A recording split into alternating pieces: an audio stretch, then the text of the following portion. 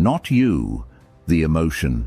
Maybe it was anger that made you say something you immediately regretted. Maybe it was fear that kept you from taking that step.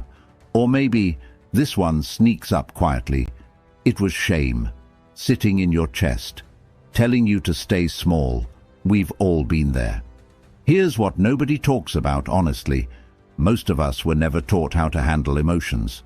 We were told to calm down, to think positive, to just get over it. As if emotions are math equations with clean answers. They're not. Emotions are signals. Ancient, deeply personal messages your inner life is sending you. When you don't know how to read them, when you just react, those messages turn into traps. You become the person who explodes at the people they love most, or shrinks when life gets hard, or numbs everything out with busyness, because feeling anything seems too risky. But what if you could feel everything, the anger, the grief, the anxiety, and still choose how you respond? That's what this video is about, not quick tips, not breathing exercises. The oldest wisdom humanity has ever produced, written thousands of years ago and still holding because it was built from honest observation of human nature. Epictetus said it plainly: men are disturbed not by the things which happen, but by the opinions about the things. It's not the emotion that destroys you, it's the story you build around it. That's where the real work happens, and that's exactly where we're going today. If you're ready to stop being dragged around by your own reactions, like this video, drop a comment, share it, subscribe to this channel, and do not skip any part. Every section builds on the next. Miss one, and you might miss the exact thing that changes everything. Before we go any further, type this in the comments and claim it as yours. I feel deeply. I choose wisely. Number 1. Understand what negative emotions actually are, because you've been taught wrong. No man is free who is not master of himself. Epictetus. Before mastering emotions, you have to rethink what emotions even are. Most people believe negative emotions are problems, signs that something is wrong with them. Anxiety means weak, anger means difficult, sadness means broken, shame means not enough. So they fight the emotions, suppress them, perform happiness in public while falling apart privately. Or they let emotions run wild, because they never learned any other option. Here's what's actually true. The ancient Stoics understood something about emotion that most people haven't grasped yet. They called raw emotional reactions path, automatic surges that arise before reason responds, and they distinguished these from eupatheiai, wise, considered responses that come after honest reflection. The Stoics were never saying, "Feel nothing." That is the greatest misreading of Stoic philosophy. What they were saying: understand what you're feeling, examine it, then choose from wisdom rather than impulse. Marcus Aurelius wrote in Meditations, "You have power over your mind, not outside events. Realize this, and you will find strength." That single distinction between what happens to you and how you interpret it is the foundation of everything. Anger is not a personality flaw. Aristotle wrote carefully about right anger, felt toward the right person, to the right degree, at the right time. The problem is almost never that people feel anger. The problem is they feel it toward the wrong things, with the wrong intensity, with no wisdom guiding the response. Fear is not cowardice. The Stoics saw fear as the natural response of a mind not yet trained to distinguish real threat from perceived threat. Seneca wrote, "We suffer more in imagination than in reality." Think about how much of your fear concerns things that haven't happened, may never happen. Your mind generates the threat, vivid, convincing, and your inner life responds as if it's already at the door. Sadness is not weakness. Across Stoic, Buddhist, and Confucian traditions, Grief was understood as the natural response to genuine loss, not something to rush through, something to honor, move through with intention, and integrate honestly. The Buddha taught that suffering, dukkha, is not caused by painful events, but by our relationship to them, our clinging, our resistance, our desperate wish that things were different. That teaching is 2,500 years old, and it holds. Here's what this means practically. When a difficult emotion rises, shift from "this is a problem" to "this is information." That single reframe changes your entire inner relationship. You stop fighting yourself. You start getting curious. And curiosity is where self-mastery begins. The Stoic practice of prosoche, continuous non-judgmental self-attention, made this a daily discipline. When an emotion rises, name it precisely. Not, "I feel bad." Are you frustrated or embarrassed? Anxious or grieving something you haven't admitted yet? The more precisely you name it, the more your thinking mind engages, and the less the raw surge carries you away without consent. Lao Tzu wrote, "Knowing others is intelligence. Knowing yourself is true wisdom." This is the beginning of that knowing. Honest, precise attention to what is actually moving through you. One more thing most people overlook. Emotions, when genuinely allowed rather than suppressed or amplified by story, tend to move. They rise, peak, and settle, if you don't keep re-triggering them with anxious thought. The Stoics described this as the passing of a wave.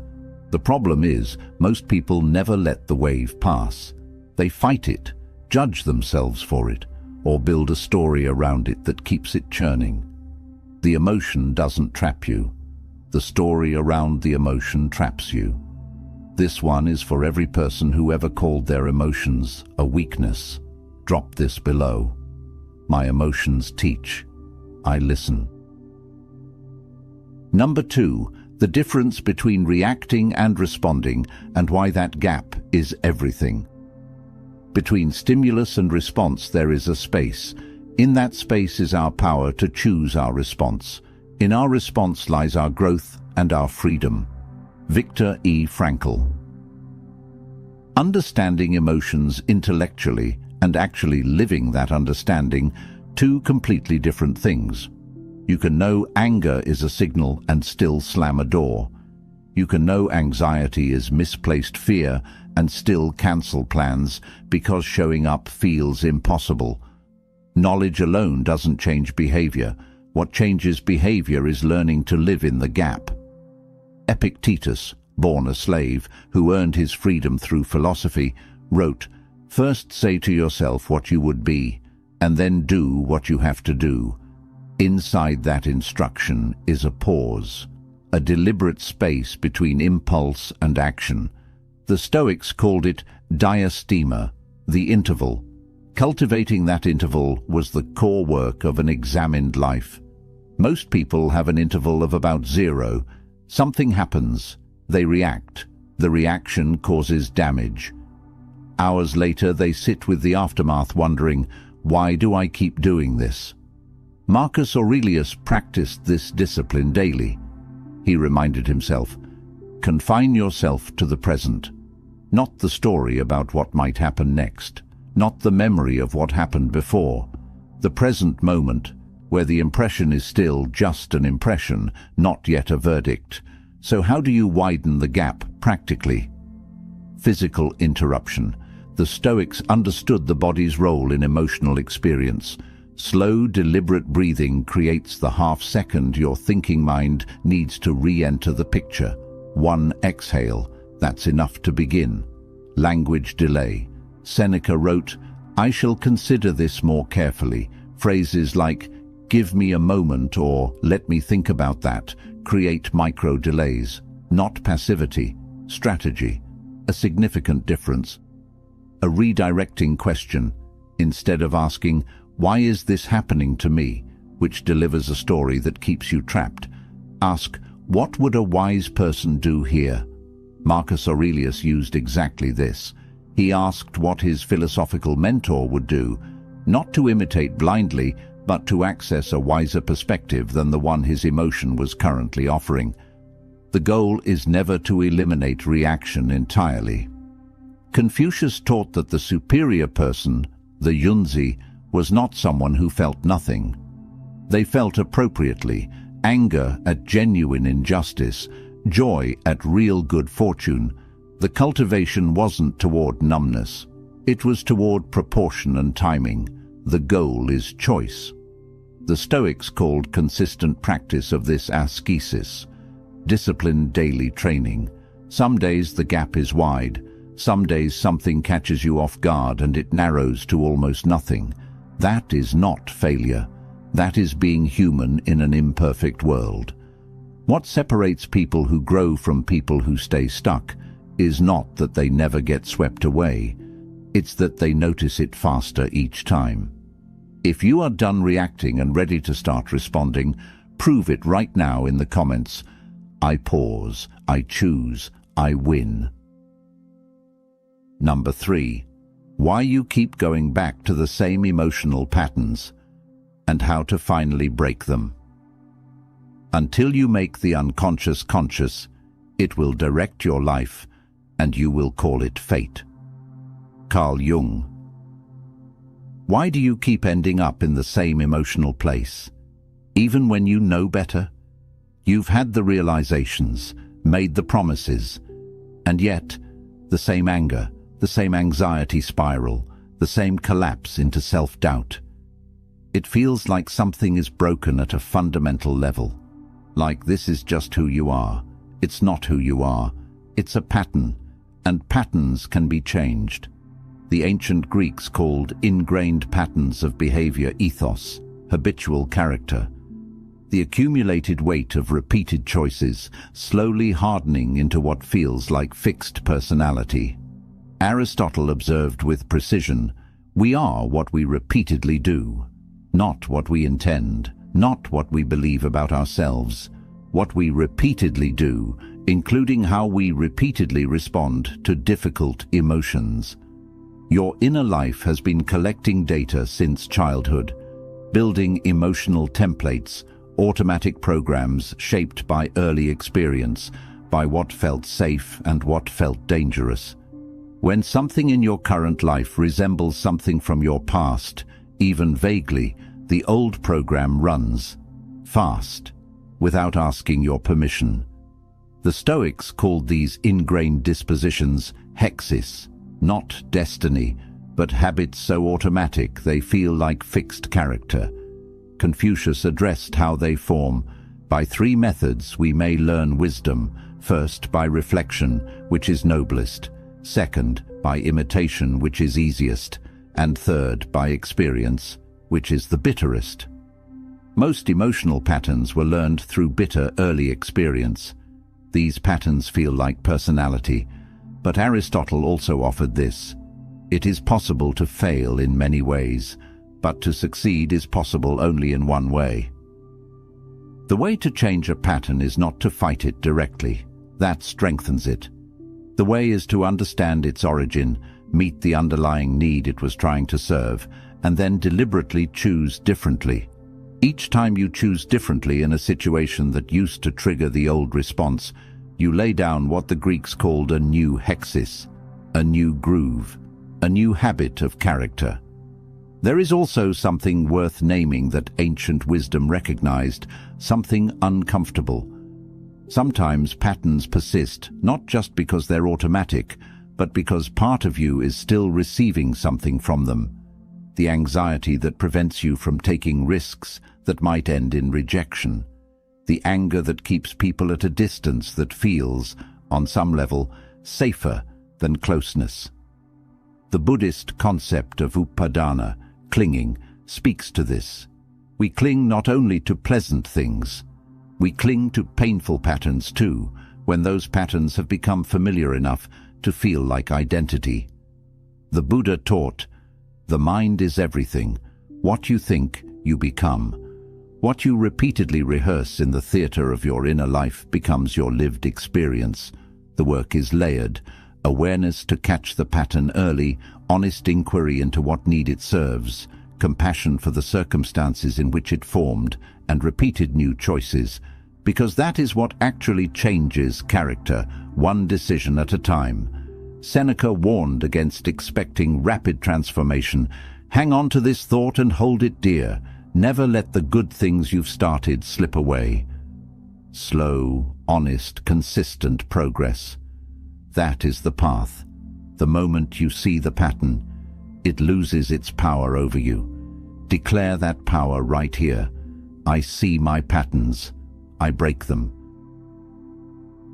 Number 4. The hidden language of your body. What your physical sensations are trying to tell you. To the mind that is still, the whole universe surrenders. Lao Tzu. Where do you feel your emotions? Not conceptually, physically. Where in your actual body does anxiety live? Where does anger sit? Where does grief land when it arrives? Most people have never been asked that question, and that gap, the disconnect between thinking mind and living body, may be one of the biggest reasons emotional mastery stays elusive. We've been trained to live from the neck up, to think about feelings rather than feel them, to analyze and intellectualize, while the body, carrying the actual weight of everything, gets completely ignored. The body doesn't forget. Ancient philosophy understood this far more deeply than modern culture typically acknowledges. The Greeks did not share our split between mind and body. They spoke of soma and psyche as deeply interconnected, one unified human experience. Hippocrates observed, "It is more important to know what sort of person has a disease than to know what sort of disease a person has." The Stoics practiced melity, deliberate attention, applied not just to thought, but to physical awareness. Paying attention to how the body responds to circumstance was considered legitimate philosophical inquiry. Seneca wrote, "We should every night call ourselves to an account. What infirmity have I mastered today? What passions opposed?" Notice, mastered, not denied, which requires first noticing what is present in the body, in the breath, in the sensations that arise before thought constructs its story. The Taoist tradition takes this further. Lao Tzu taught that the Tao flows through all things, including the human body. The person who has learned to be still enough to feel that flow accesses a knowing the restless mind cannot reach. Stillness here is not passivity. It is the inner quiet that makes honest perception possible. Here's something practical you can use today. When a difficult emotion rises, ask 3 questions. Where am I feeling this in my body? Specific, not everywhere. Where exactly? Chest, jaw, gut. What does it feel like physically? Heavy or light? Sharp or dull? Hot or cold? Give it texture. This is precision, not poetry. If this sensation could speak, what would it say? The Stoics believed every inner experience carried information. Discomfort was not meaningless noise. It was the deeper self attempting to communicate through the only channel still open. A tight chest, when you genuinely listen, may be saying, "I am exhausted and have been pretending otherwise." A clenched jaw may be holding, "I have stayed silent too long about something that matters." These are not dramatic revelations. They are quiet ones. But across every wisdom tradition we've inherited, Stoic, Buddhist, Taoist, Confucian, the quiet, honest perception of one's inner reality is treated as the beginning of all genuine wisdom. Marcus Aurelius, writing alone in his tent during military campaigns, wrote not about strategy and empire, but about his own inner life, his fears, his frustrations, his attempts to return to equanimity when circumstance pulled him away. He understood that the inner world requires the same quality of attention as the outer one. The body is not your enemy. It has been keeping faithful record of everything you've experienced and waiting, with remarkable patience, for you to finally listen. Your body has been talking for years. Today you start listening. Honor that by typing this, "My body speaks, I hear it." Number 5. How to stop emotional suppression without letting emotions run wild. The middle path. Knowing yourself is the beginning of all wisdom. Aristotle. Here's a tension nobody talks about honestly. One side says, feel everything, express it all, suppression is toxic. The other side says, discipline your mind, control yourself, don't let emotions dictate your life. Most people swing between these two extremes, suppressing everything until it explodes, or expressing everything without filter and calling it authenticity. Both extremes cause damage. Neither is mastery. The ancient philosophical traditions pointed almost unanimously toward a third path. The Buddha called it Majjhima Patipada, the middle way. Not a compromise between bad options, a qualitatively different path, conscious, skilled relationship with inner experience wide enough to hold difficulty without being destroyed by it. Suppression happens in tiny daily ways. A flicker of sadness, immediately distracted. Irritation with someone, told it's not worth it. A wave of loneliness, phone reached for before the feeling is even registered. These small suppressions accumulate. Layer by layer they build an emotional backlog, pressure with nowhere healthy to go. Seneca was clear, suppress it and it festers, release it wisely and it heals. The Taoist tradition expressed this through water. Water doesn't fight obstacles, it flows around them. Dam it completely, and pressure builds until the dam breaks.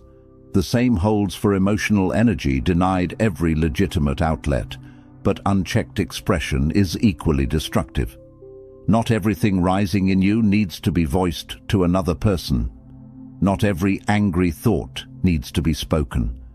There's a version of expressing feelings that is simply unleashing unprocessed emotional energy onto people nearby. It amplifies emotion rather than processes it.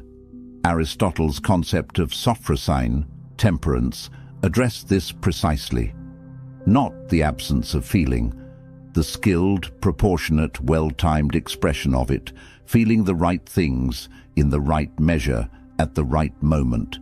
The middle path looks like processing rather than performing, sitting with an emotion long enough to understand it before broadcasting it. Marcus Aurelius and Seneca both practiced daily journaling for exactly this reason. Not for an audience, for clarity, moving emotion from undifferentiated swirl into specific, honest words that made examination possible. It looks like gradual approach, engaging with difficult emotions in manageable doses.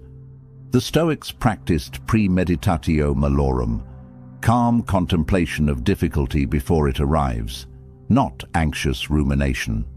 Considered engagement so that when difficulty actually appears, the inner life isn't ambushed. It looks like chosen expression, deciding deliberately when, how, and with whom to share what you're feeling. Not suppressing, not dumping, choosing. And it looks like physical engagement, legitimate outlets for emotional energy through the body.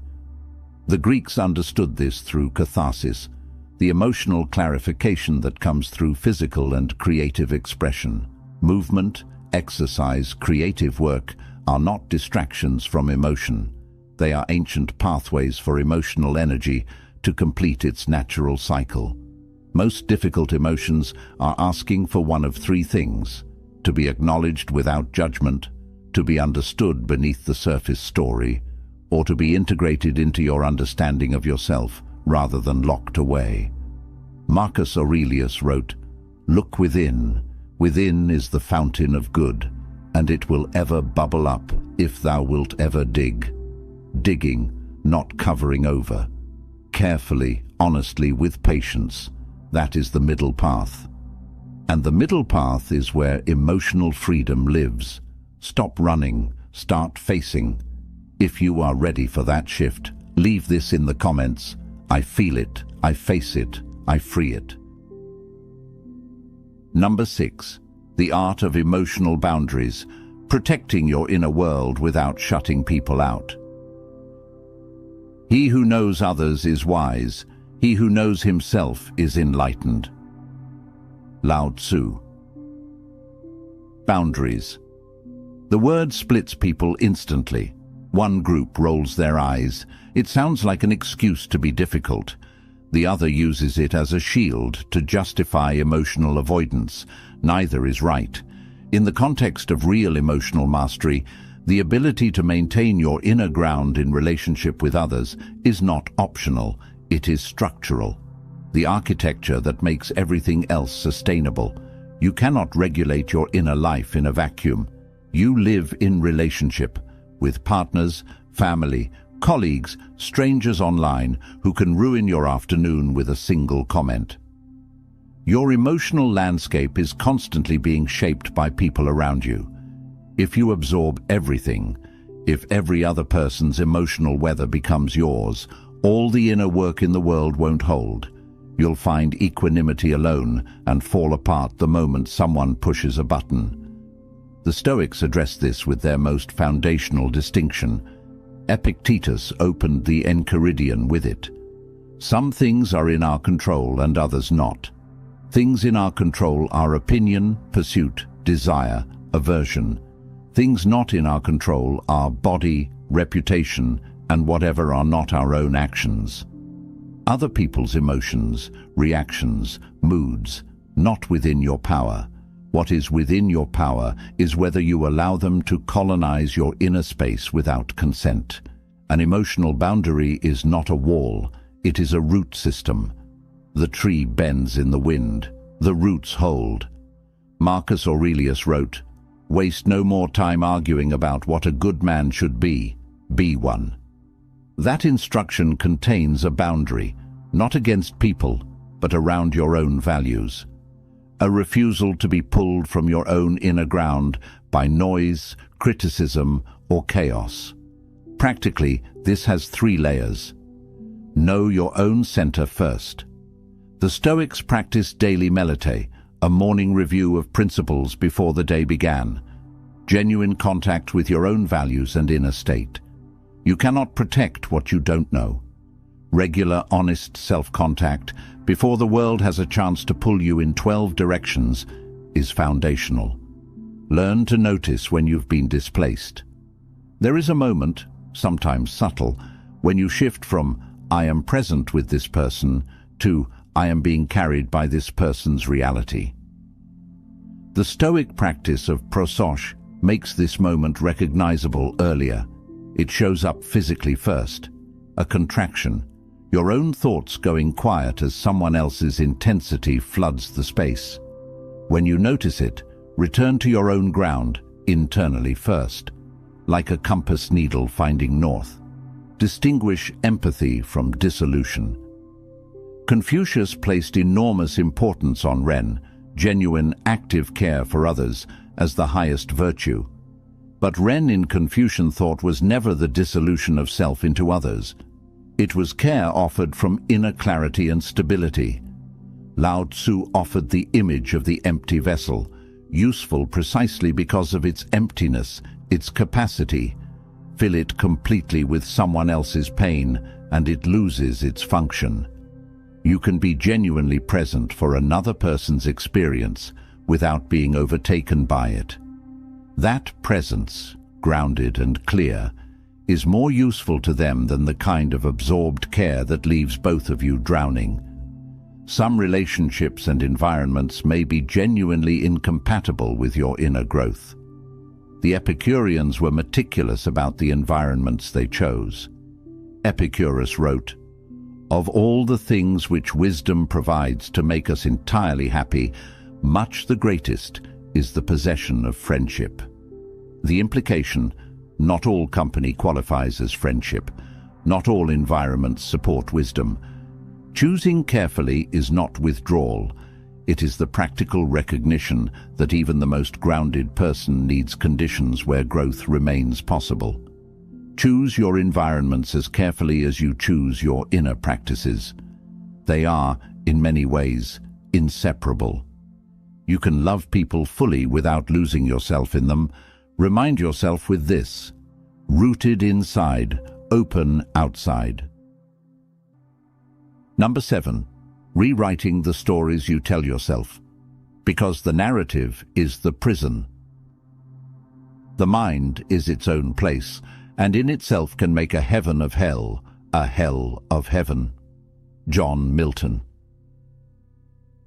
This one goes deepest. Raw emotions, the immediate biological surge, tend to move through and settle when genuinely allowed.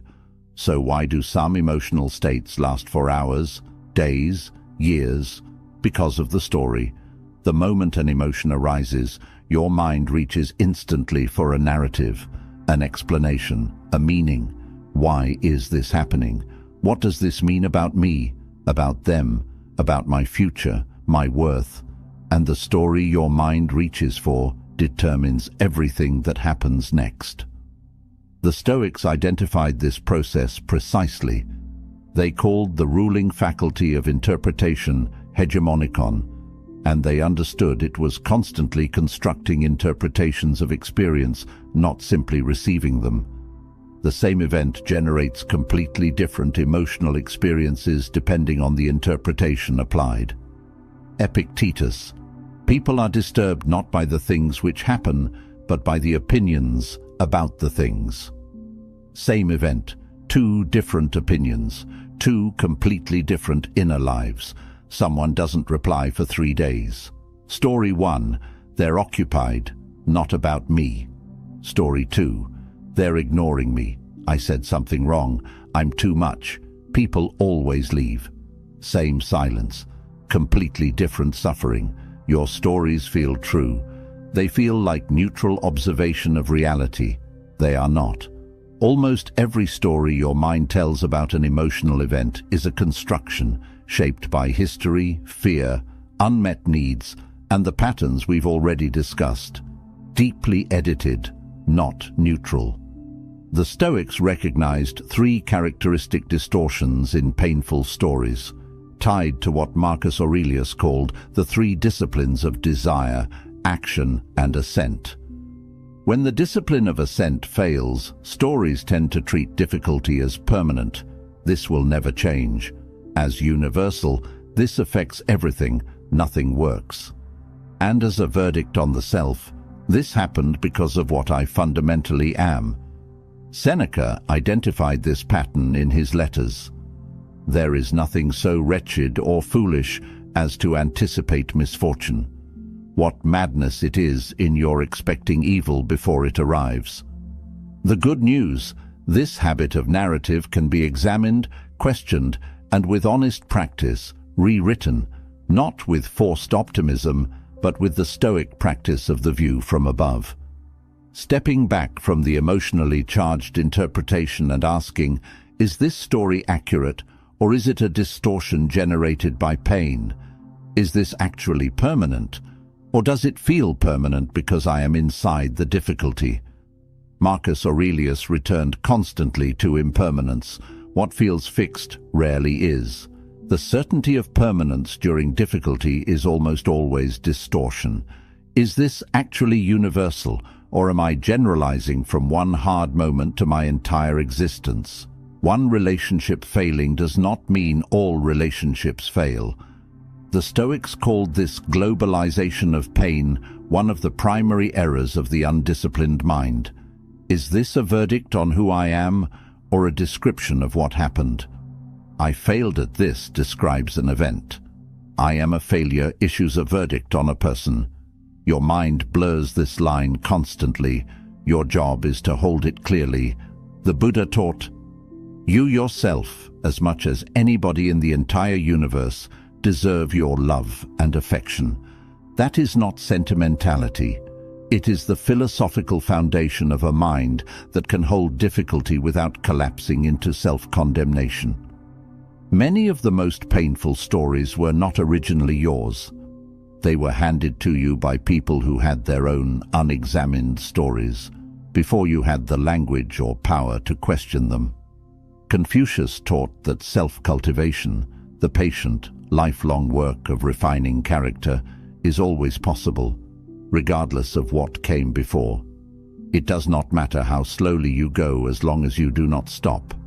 The story changes when you start questioning it, and questioning begins the moment you recognize, this is an interpretation I'm running, not a fact I'm receiving.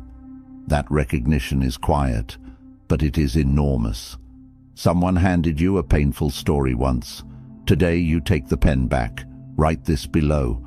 I write my story. Nothing else does. Number 8.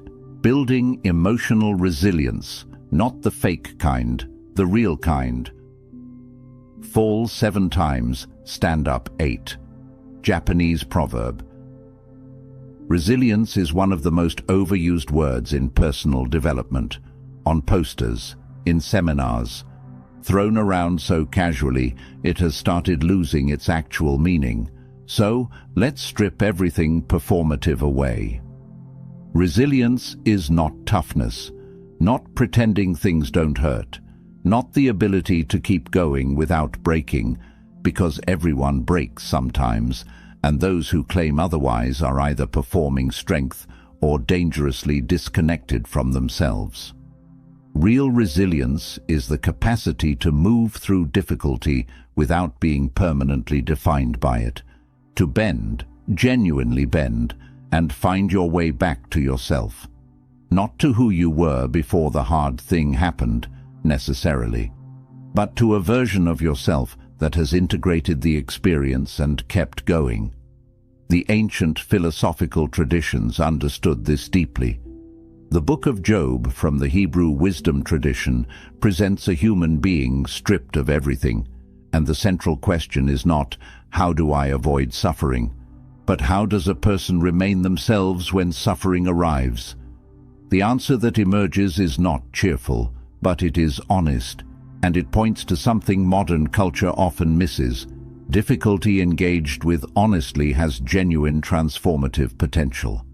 Seneca wrote, "It is not that I am brave, but that I know what is not worth fearing."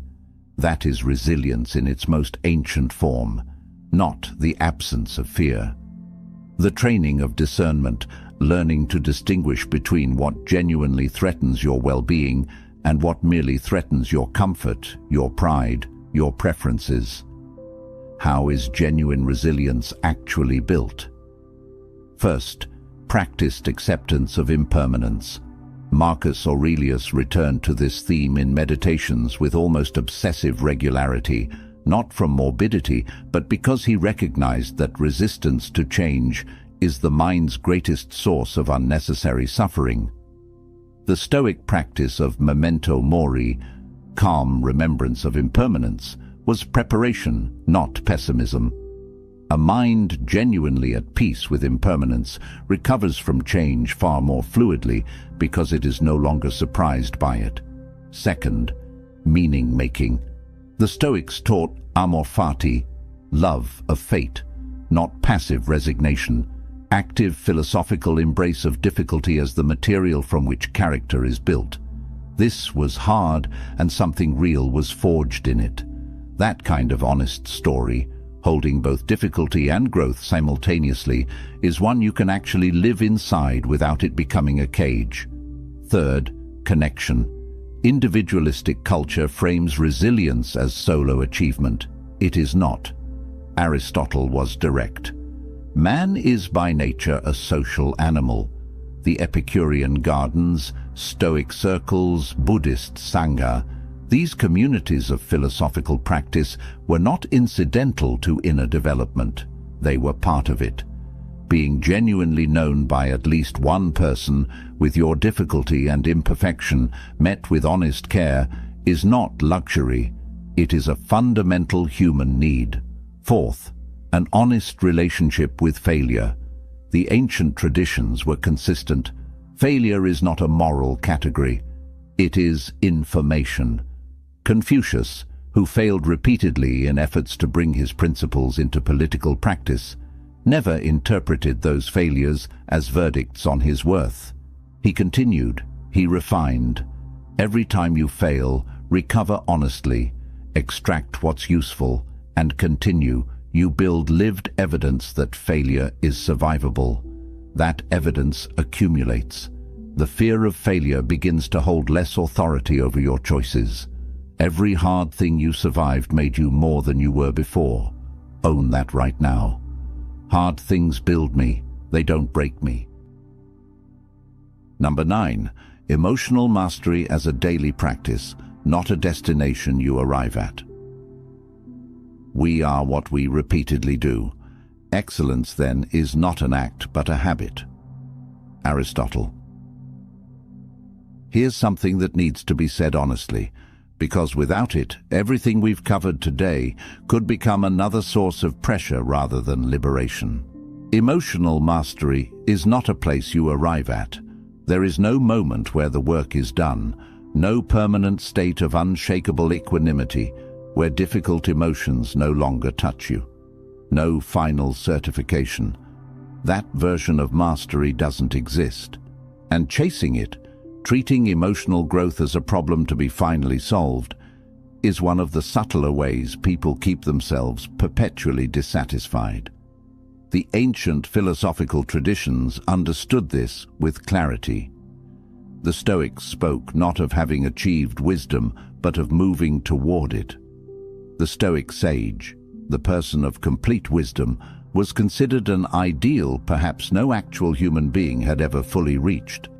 Not because the ideal was meaningless, because the value was in the practice of moving toward it. The procopter, the one making progress, was considered a genuinely noble form of flourishing, even without a rival. Marcus Aurelius, with all the power of the ancient world at his disposal, wrote near the end of his life, "You have power over your mind, not outside events. Realize this, and you will find strength." He wrote it as a reminder to himself. After decades of practice, the reminder was still necessary. That's not failure. That's what the practice actually looks like.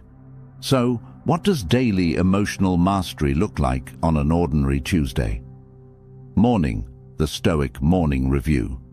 Before demands flood in, take 60 seconds of honest self-contact. What challenges might today bring? What values do I want to carry?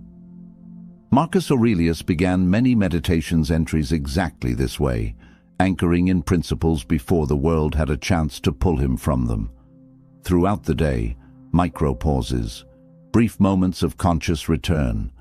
Between tasks, between conversations, one breath, one internal check. Where am I? What am I feeling? Am I still acting from my values? No extra time required. Only the intention to remember periodically that an inner life is happening and deserves honest attention. Evening, the Stoic Evening Review. Seneca examined his day honestly every night. What did I handle well? Where was I pulled from my values? Not self-judgment, honest accounting that makes tomorrow slightly more conscious than today. When the weight is heavy, seek wisdom from others. Emotional mastery does not mean carrying everything alone. Seneca learned from teachers. Marcus Aurelius listed every person who shaped his formation with deep gratitude. Knowing when a weight is beyond what you should carry alone, and choosing not to carry it, is wisdom at its most honest. Finally, philanthropia toward yourself. The Greeks extended this concept of love for humanity explicitly to include oneself. Not vanity, the basic recognition that you deserve the same quality of care you would willingly offer others. Many people drawn to growth carry an inner critic that is relentless. It watches every stumble and uses it as evidence of permanent inadequacy. That voice is not wisdom, it is suffering disguised as high standards. Marcus Aurelius wrote, "Accept the things to which fate binds you, and love the people with whom fate brings you together, and do so with all your heart."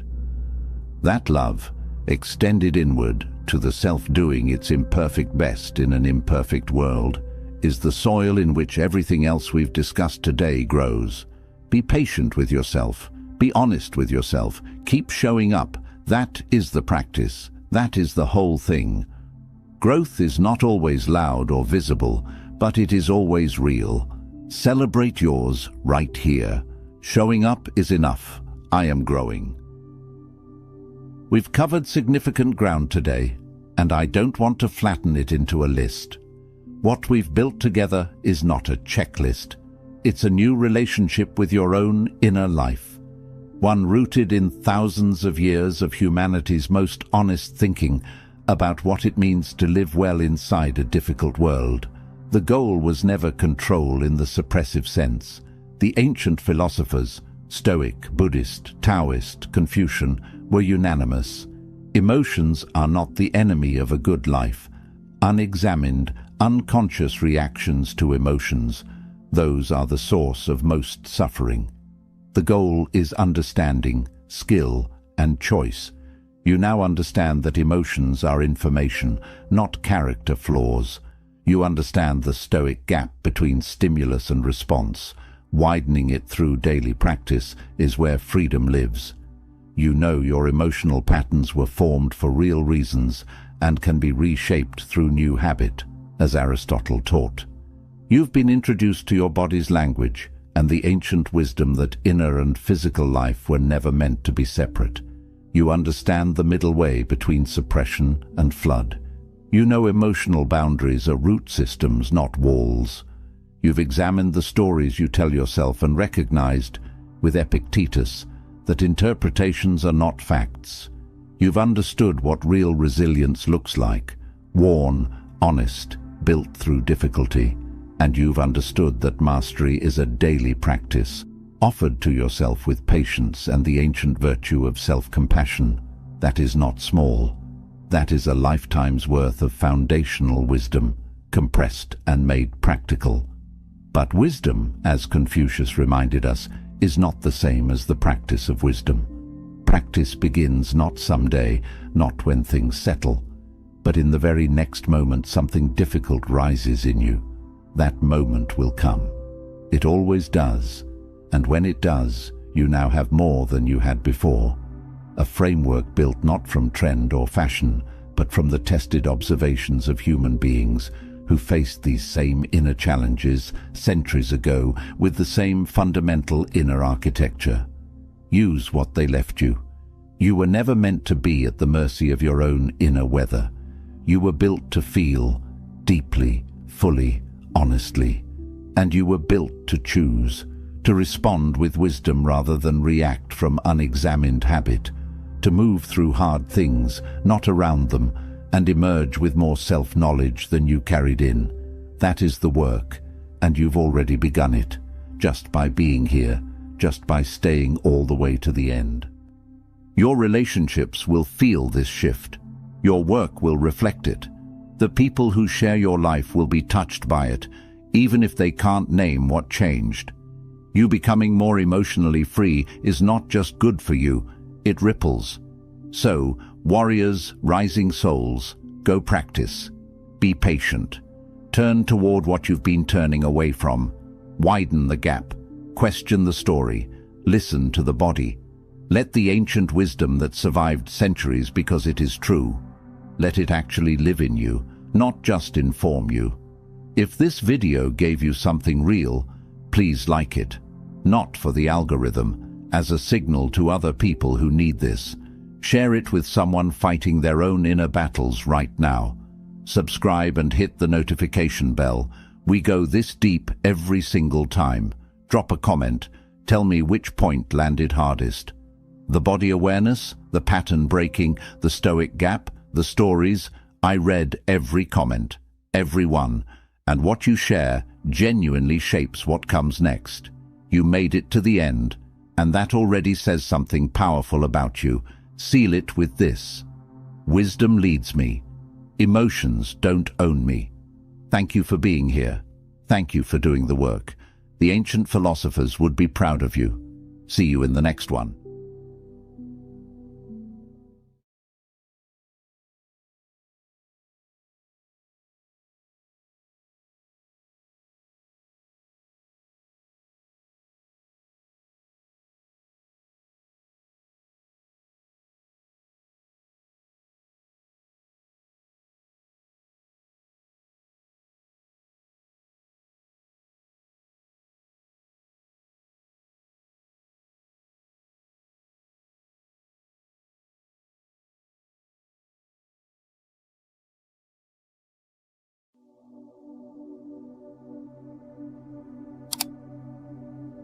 We live in a world that tells us we need others to validate our dreams, to approve our choices, to hold our hands through every challenge. Society whispers that we're incomplete without constant connection, that solitude is loneliness, that walking alone means we've failed somehow. But what if I told you that the greatest warriors in history, not just on battlefields, but in life itself, discovered their true power only when they learned to stand completely alone?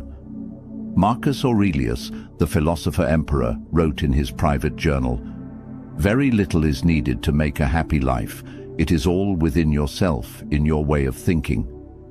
Here was a man who ruled the Roman Empire, surrounded by thousands, yet he understood that real strength comes from within, from the ability to face yourself without distraction, without someone else's opinion drowning out your inner voice. Think about it. Every major breakthrough in your life happened when you stopped waiting for permission and started walking your own path.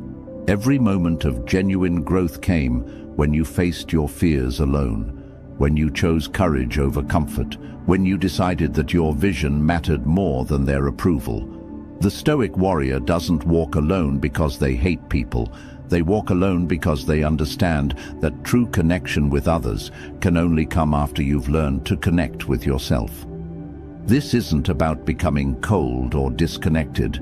This is about becoming so deeply rooted in your own values, so clear about your purpose, that you can give from a place of abundance rather than need. When you master the art of walking alone, you don't become lonely, you become free. Free from the exhausting game of seeking validation, free from the prison of others' expectations, free to love and serve from your authentic self. The path of the Stoic warrior is not easy, but it's the only path that leads to genuine fulfillment. Today, we're going to explore 7 powerful principles that will transform how you see solitude, how you approach challenges, and how you build unshakable inner strength. If this resonates with you, hit that like button, drop a comment sharing your thoughts, and subscribe to the channel. Most importantly, don't skip any part of this video. Each principle builds on the last, and you'll need all 7 to truly understand the way of the Stoic warrior. Drop this affirmation in the comments. I walk alone, I rise alone, I win alone. Number 1. Embrace the sacred solitude. The first principle of the Stoic warrior is learning to see solitude not as punishment, but as sacred space. Most people fear being alone because they've never learned to enjoy their own company. They fill every quiet moment with noise, scrolling, calling, consuming, anything to avoid the discomfort of facing themselves. But here's what they don't understand. In that discomfort lies your greatest treasure. Seneca, one of history's greatest Stoic philosophers. Instead of viewing this forced solitude as suffering, he used it to develop the philosophical insights that would influence humanity for thousands of years. He wrote, "Every new beginning comes from some other beginning's end." His isolation wasn't emptiness. It was the fertile ground where wisdom grew. When you're alone, really alone, something magical happens. The noise of others' opinions fades away. The pressure to perform, to please, to pretend, it all dissolves. What remains is the raw, unfiltered truth of who you are beneath all the masks. This is terrifying for most people because they've built their entire identity around external validation. But for the Stoic warrior, this is liberation. Think about the last time you sat in complete silence with yourself for more than 10 minutes. No phone, no music, no distractions, just you and your thoughts. If that sounds unbearable, you're exactly where most people are, afraid of your own mind. But your mind is your most powerful tool, and like any tool, it needs maintenance, attention, and training. Sacred solitude is where you develop your moral compass. When there's no one around to impress, No one to judge, no one to perform for. That's when you discover what you really believe, what you really value, what you're really made of. It's in these quiet moments that you hear the whispers of your deepest wisdom, the guidance that gets drowned out by the chaos of constant connection. The Stoic warrior schedules sacred solitude like they would schedule training for a marathon.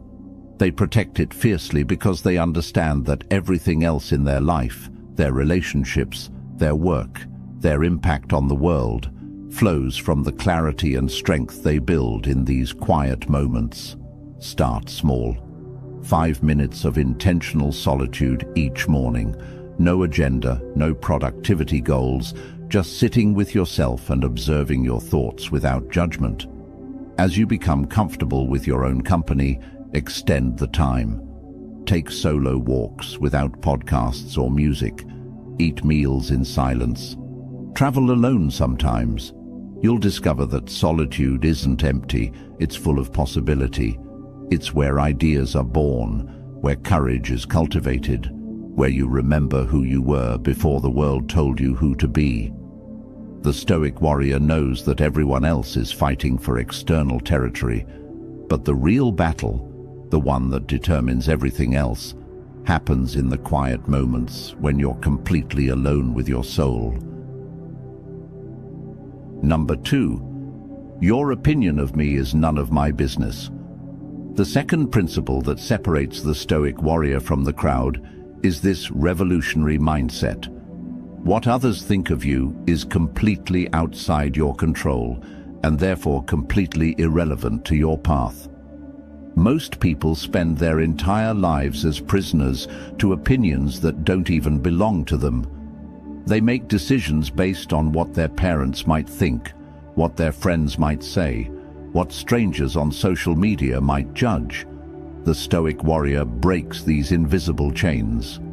Eleanor Roosevelt, though not a Stoic philosopher, captured this truth perfectly when she said, "No one can make you feel inferior without your consent." But let's take this deeper.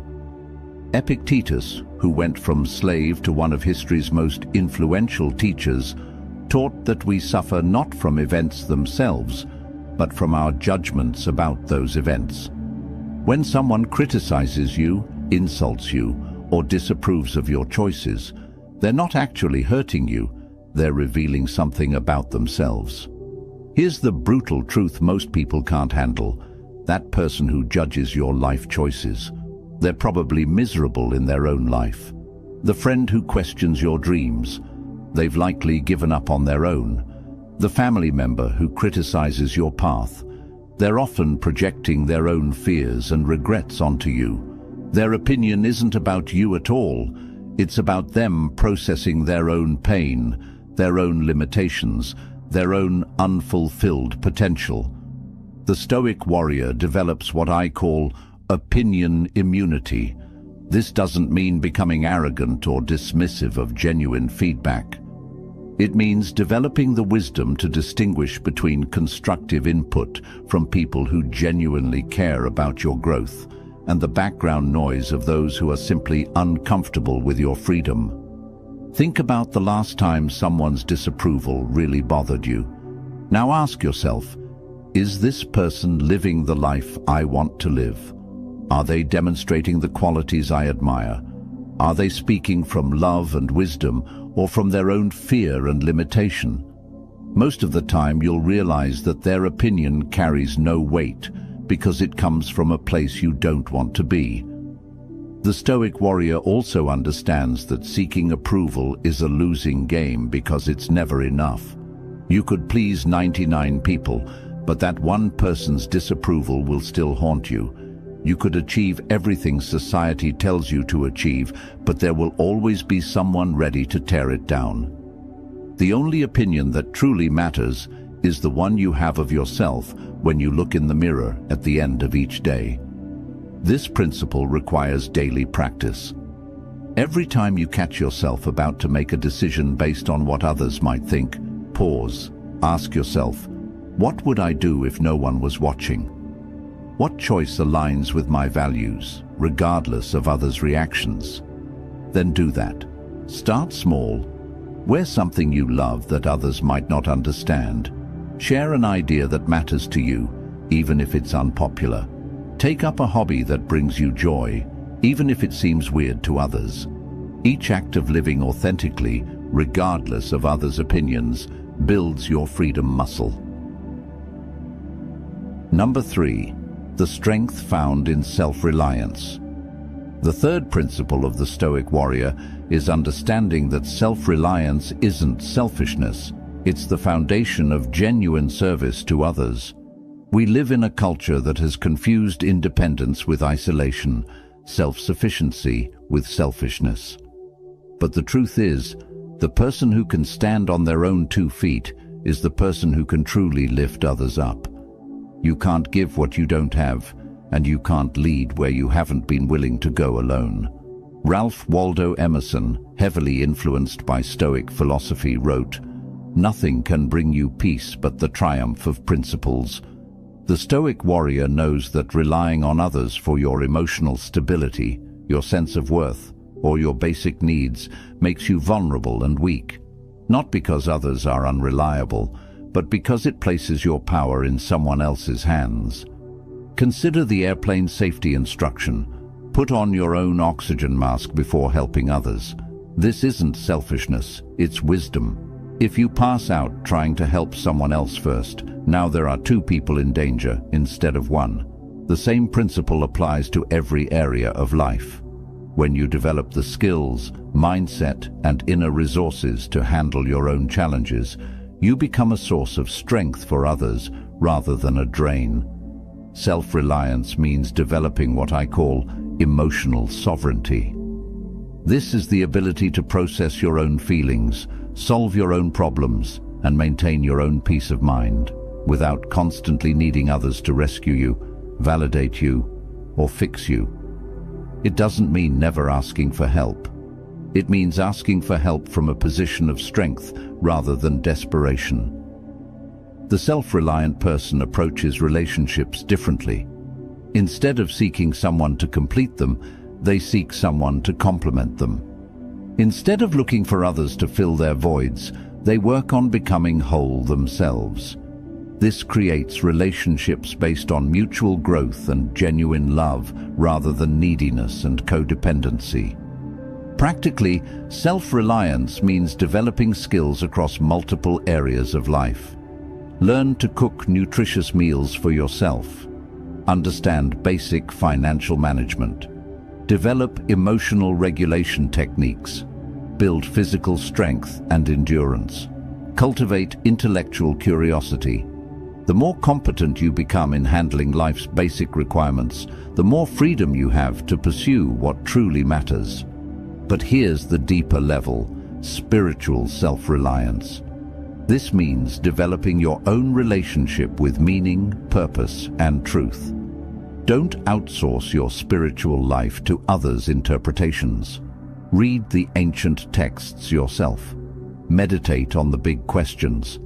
Develop your own understanding of what makes life worth living. The Stoic warrior knows that self-reliance is ultimately about taking full responsibility for your life experience. No more blaming circumstances, other people, or bad luck for your unhappiness.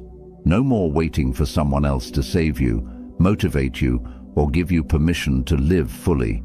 When you accept complete responsibility for your life, you also claim complete power over your life. Start building self-reliance today. Identify one area where you're overly dependent on others. Maybe it's emotional support, maybe it's practical skills, maybe it's decision-making.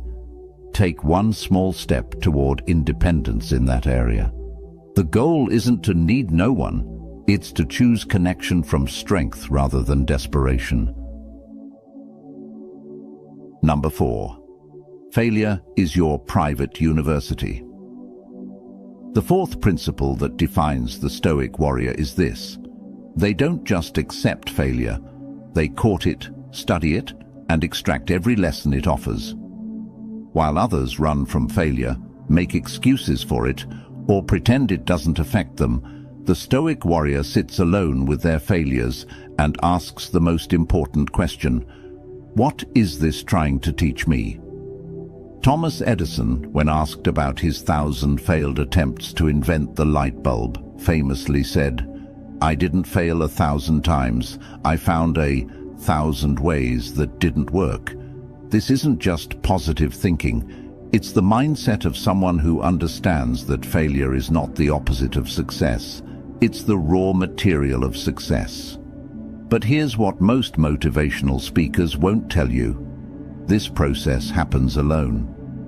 When you fail publicly, people will offer sympathy, advice, or criticism. But the real work, the deep excavation of what went wrong and why, that happens in solitude. It happens in those quiet moments when you strip away the ego, the excuses, and the external noise, and honestly examine your choices, your preparation, and your execution. The Stoic warrior creates what I call a failure audit. After every significant setback, they spend time alone analyzing 3 things. What did I control that I could have done differently? What was outside my control that I need to accept? What can I learn that will make me stronger for the next attempt? This isn't self-flagellation, it's self-education. Marcus Aurelius faced military defeats, political betrayals, and personal losses. But in his private meditations he wrote, "The impediment to action advances action. What stands in the way becomes the way." He understood that obstacles aren't roadblocks, they're curriculum. Every failure is a specialized course in exactly what you need to learn to reach the next level. Most people avoid this process because it's uncomfortable. It requires admitting mistakes, acknowledging weaknesses, and sitting with the pain of unmet expectations. But the Stoic warrior knows that comfort is the enemy of growth. They would rather face the temporary discomfort of honest self-examination than the permanent discomfort of repeating the same mistakes. Here's the paradox. The more willing you are to fail alone, the less likely you are to fail in ways that matter. When you've processed your failures privately, extracted the lessons, and implemented the changes, you become anti-fragile, stronger because of the stress, not despite it. The failure audit also reveals patterns. Maybe you consistently underestimate the time needed for projects. Maybe you avoid difficult conversations until they become crises. Maybe you make decisions based on emotion rather than logic. These patterns only become clear when you're honest with yourself in solitude. Start your own failure practice. When something doesn't go as planned, resist the urge to immediately seek comfort or distraction. Instead, schedule time alone to sit with the experience. Write about it. What factors were within your control? What assumptions proved wrong? What would you do differently? What strength did this experience build that you didn't have before? Remember, every expert in any field is simply someone who has made more mistakes than beginners and learned from each one. Your failures aren't evidence that you're not cut out for success. They're proof that you're in the game. Drop this affirmation in the comments. Every failure is my private lesson in becoming unstoppable. Number 5. Building your inner fortress. The 5th principle of the Stoic warrior is constructing what ancient philosophers called the inner citadel, an unassailable fortress of mental strength that remains standing regardless of external storms. This isn't about building walls to keep others out. It's about creating a space within yourself that no one can invade, corrupt, or destroy without your permission. Epictetus, one of history's greatest teachers, understood this principle better than most. He wrote, "No one can hurt you without your permission." Think about the profound truth in those words. Physical harm can be inflicted on your body, but your inner fortress, your values, your character, your peace of mind remains yours to protect or surrender. Building this inner fortress requires understanding the difference between what Stoics call impressions and judgments. An impression is what happens to you. Someone criticizes your work, you lose money in an investment, a relationship ends, you face a health challenge. These impressions are often outside your control. But your judgment about these impressions, what they mean, how they affect your worth, what you should do next, that's entirely within your fortress walls. Most people have no fortress at all. They're completely exposed to every wind of opinion, every shift in circumstances, every emotional storm that comes their way. When someone speaks harshly to them, their entire day is ruined. When plans don't work out, they spiral into despair. When others succeed, they feel diminished. They've given away the keys to their inner peace to anyone who wants to take them. The Stoic warrior's fortress has several layers of defense. The outer wall is perspective, the ability to see current challenges in the context of your entire life, of human history, of the temporary nature of all things. When someone insults you, perspective reminds you that their words reveal their character, not yours. When you face a setback, perspective shows you that this too shall pass. The second layer is principles, a clear set of values that guide your decisions regardless of external pressure. These aren't rigid rules imposed by others, but deeply considered beliefs about what makes life worth living.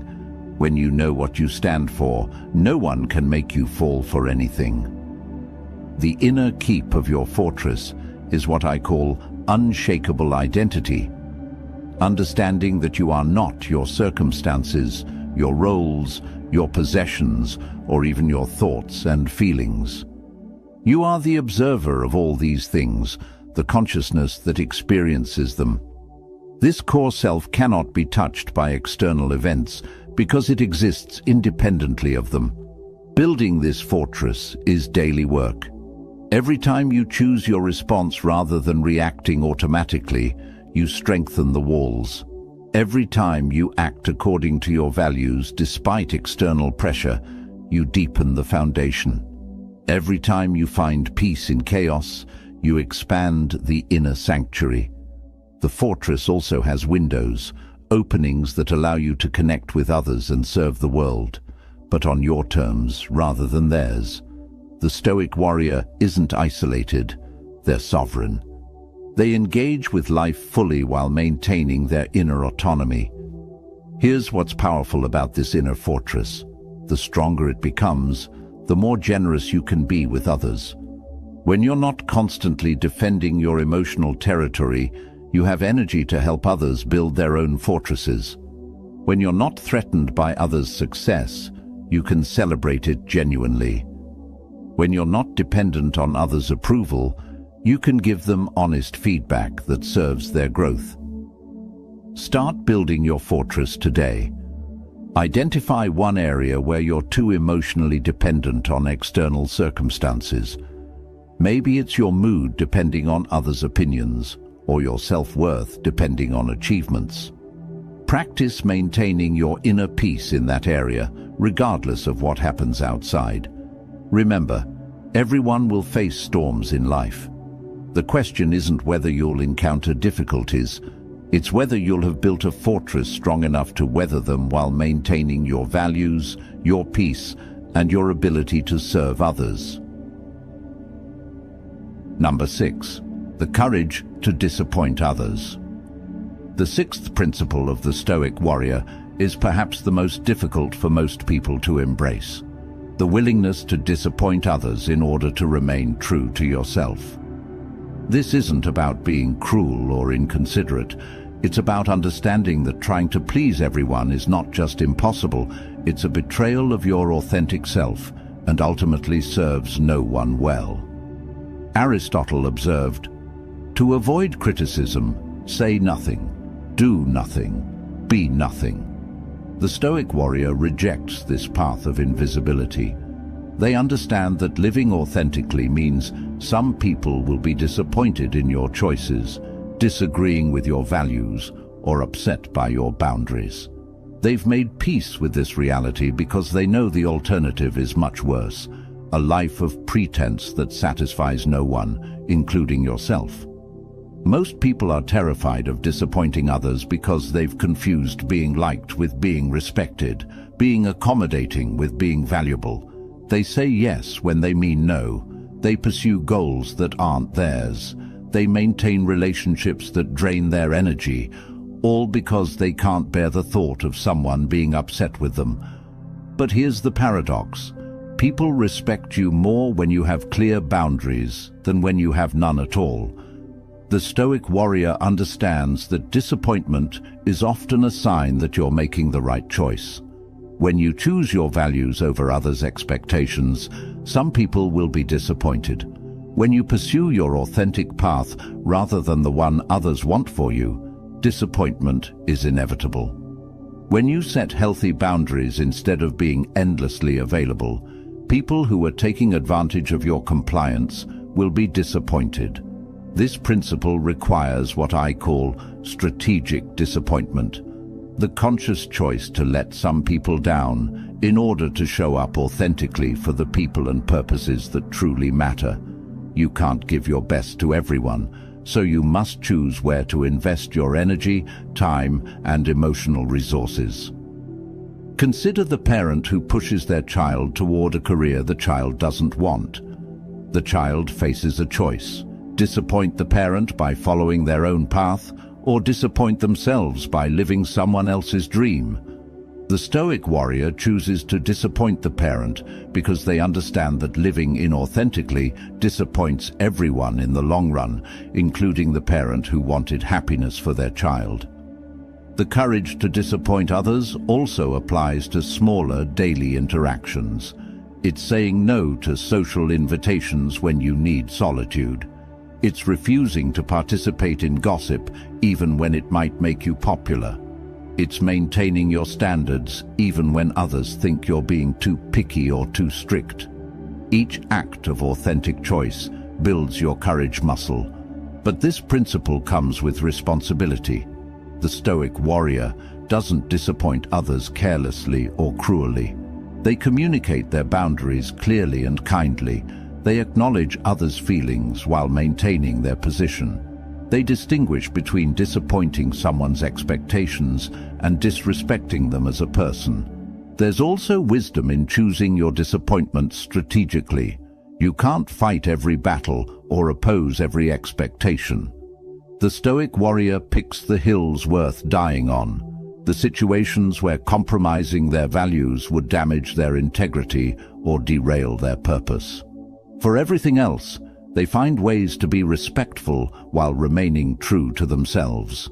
The most profound truth about this principle is that people who truly love you want you to be authentic, even if your authenticity sometimes disappoints them. They'd rather know the real you and occasionally disagree with your choices than love a false version of you that you've created to please them. Start practicing this courage in small ways. The next time someone asks you to do something that doesn't align with your values or priorities, practice saying no, kindly but firmly. Notice how the world doesn't end when you disappoint someone. In fact, you might find that your relationships become more honest and meaningful when people know where you actually stand. The Stoic warrior knows that a life spent trying to avoid all disappointment is a life that disappoints the most important person of all, yourself. Number 7. Victory through self-mastery. The seventh and final principle of the Stoic warrior is understanding that the only victory that truly matters is the victory over yourself. While the world obsesses over defeating others, accumulating more, or achieving external recognition, the Stoic warrior knows that the ultimate conquest is mastering your own mind, emotions, and impulses. This is the victory that no one can take from you because it exists entirely within your control. Lao Tzu, the ancient Chinese philosopher, captured this truth perfectly. He who conquers others is strong. He who conquers himself is mighty. The Stoic warrior embodies this mightiness not through force or aggression, but through the quiet power of self-discipline, emotional regulation, and conscious choice. Self-mastery isn't about suppressing your humanity or becoming emotionally robotic.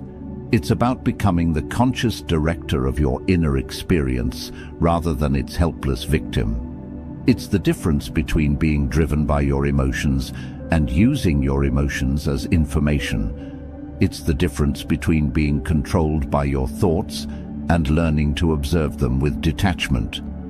Every day presents countless opportunities for this inner victory. When someone cuts you off in traffic, do you react with rage, or do you choose your response? When you face criticism, do you immediately defend or attack, or do you pause and consider what might be useful in the feedback? When you're tempted to procrastinate on important work, do you automatically give in, or do you act in alignment with your long-term interests? These moments might seem small, but they're where self-mastery is built. Each time you choose your response rather than reacting automatically, you strengthen what the Stoics called the ruling faculty, your capacity for conscious choice. Each victory over impulse, each moment of chosen patience, each decision to act from wisdom rather than emotion builds the ultimate form of personal power. The Stoic warrior understands that external victories are often hollow if they come at the cost of inner defeat. The person who achieves great success while being controlled by anger, fear, or ego hasn't truly won anything. They've simply rearranged external circumstances while remaining enslaved internally. But the person who maintains their peace, acts with integrity, and chooses their responses consciously has achieved something no external force can diminish. Self-mastery also means mastering your relationship with desire itself. This doesn't mean eliminating all wants or becoming passionless. It means distinguishing between preferences and attachments, between healthy ambition and desperate need. The Stoic warrior can want things without being controlled by that wanting. They can work toward goals without being devastated if those goals aren't achieved. This principle culminates everything we've discussed. The sacred solitude gives you space to know yourself. Independence from others' opinions frees you to act authentically. Self-reliance provides the foundation for conscious choice. Learning from failure builds wisdom. Daily practice strengthens your inner fortress. Internal validation removes external dependencies. Detachment creates emotional freedom. Your inner fortress protects your autonomy. The courage to disappoint others maintains your integrity. All of these principles serve the ultimate goal, becoming the master of your own experience. When you achieve this mastery, you walk alone not because you're antisocial, but because you're self-sufficient. You rise alone not because you're selfish, but because you're strong enough to lift others. You win alone not because you don't care about others, but because your victory is internal and therefore unassailable. Start your journey to self-mastery today. Notice one pattern of automatic reaction in your life and practice choosing your response instead. Drop this affirmation in the comments. I am the master of my own mind, emotions, and destiny. The path of the Stoic warrior isn't easy, but it's the only path that leads to genuine freedom. In a world that teaches dependence, you've learned independence. In a culture that demands conformity, you've chosen authenticity. Where others seek external validation, you've built internal strength. Marcus Aurelius reminded us, very little is needed to make a happy life. It is all within yourself, in your way of thinking. You now have the 7 principles that will help you think like a warrior, act like a philosopher, and live like someone who understands that true power comes from within. Remember, walking alone doesn't mean being lonely. It means being free. Rising alone doesn't mean being selfish. It means being strong enough to serve others. Winning alone doesn't mean not caring about others. It means that your victory is so deeply rooted in character that no external force can take it away. The world needs more people who have done the inner work, who can stand in their truth without needing others' permission, who can love without attachment and serve without expectation. The world needs more Stoic warriors. If this message resonated with you, like this video, share it with someone who needs to hear it. Drop your favorite principle in the comments and subscribe to the channel for more ancient wisdom that transforms modern lives. Your journey to inner mastery starts now. Drop this final affirmation in the comments. I walk the path of the Stoic warrior, alone, strong, and free.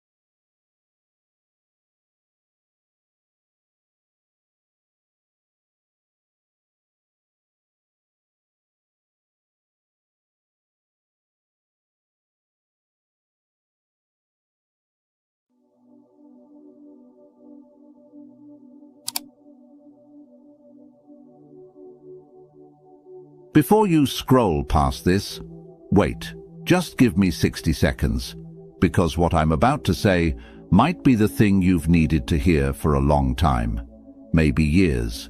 Here's a question nobody really asks out loud. When did you stop treating yourself like someone worth protecting? Not in a dramatic way, not some big dramatic moment, just slowly, quietly. You started saying yes when you meant no. You started shrinking in rooms where you deserved to take up space. You started apologizing for things that weren't even your fault. And somewhere in all of that, you lost the thread back to yourself. That's not weakness. That's what happens when nobody teaches you self-respect as a practice. Not as a feeling, not as something you either have or you don't, but as something you build every single morning, one small decision at a time. The philosopher Immanuel Kant once wrote something that still stops people cold when they really sit with it. He said, paraphrasing slightly, that we should treat humanity, whether in our own person or in the person of another, always as an end, never merely as a means. Most people apply that outward. They think about how they treat others. But Kant meant you too. You are included in that humanity. You are not exempt from your own moral consideration. And yet, most of us live like we are. We give our best energy to jobs that drain us. We give our patience to people who rarely return it.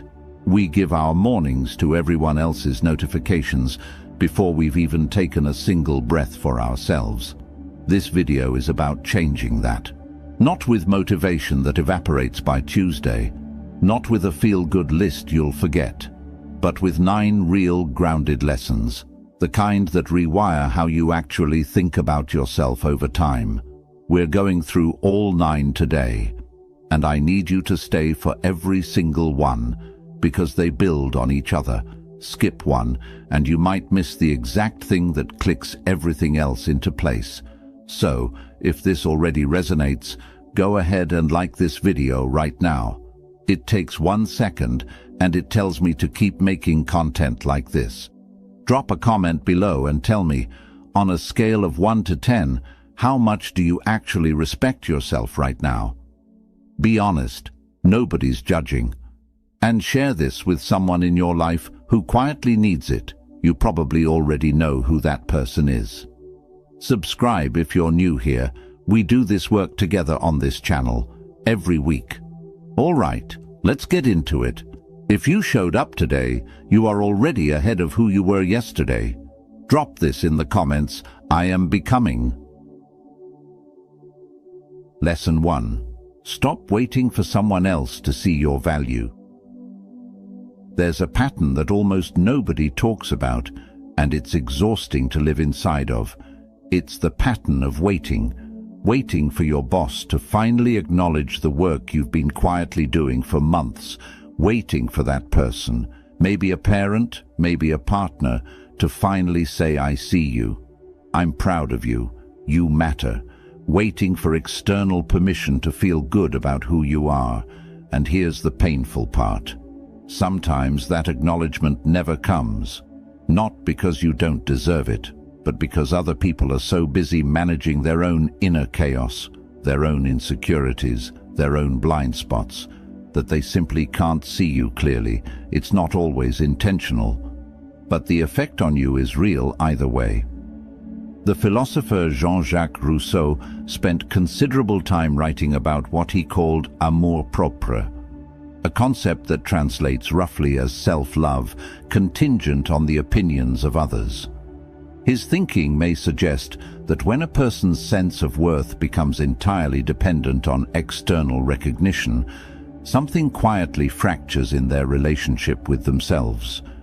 They begin performing for an audience rather than living for themselves. They measure their inner life by the reactions of people who may never fully understand them.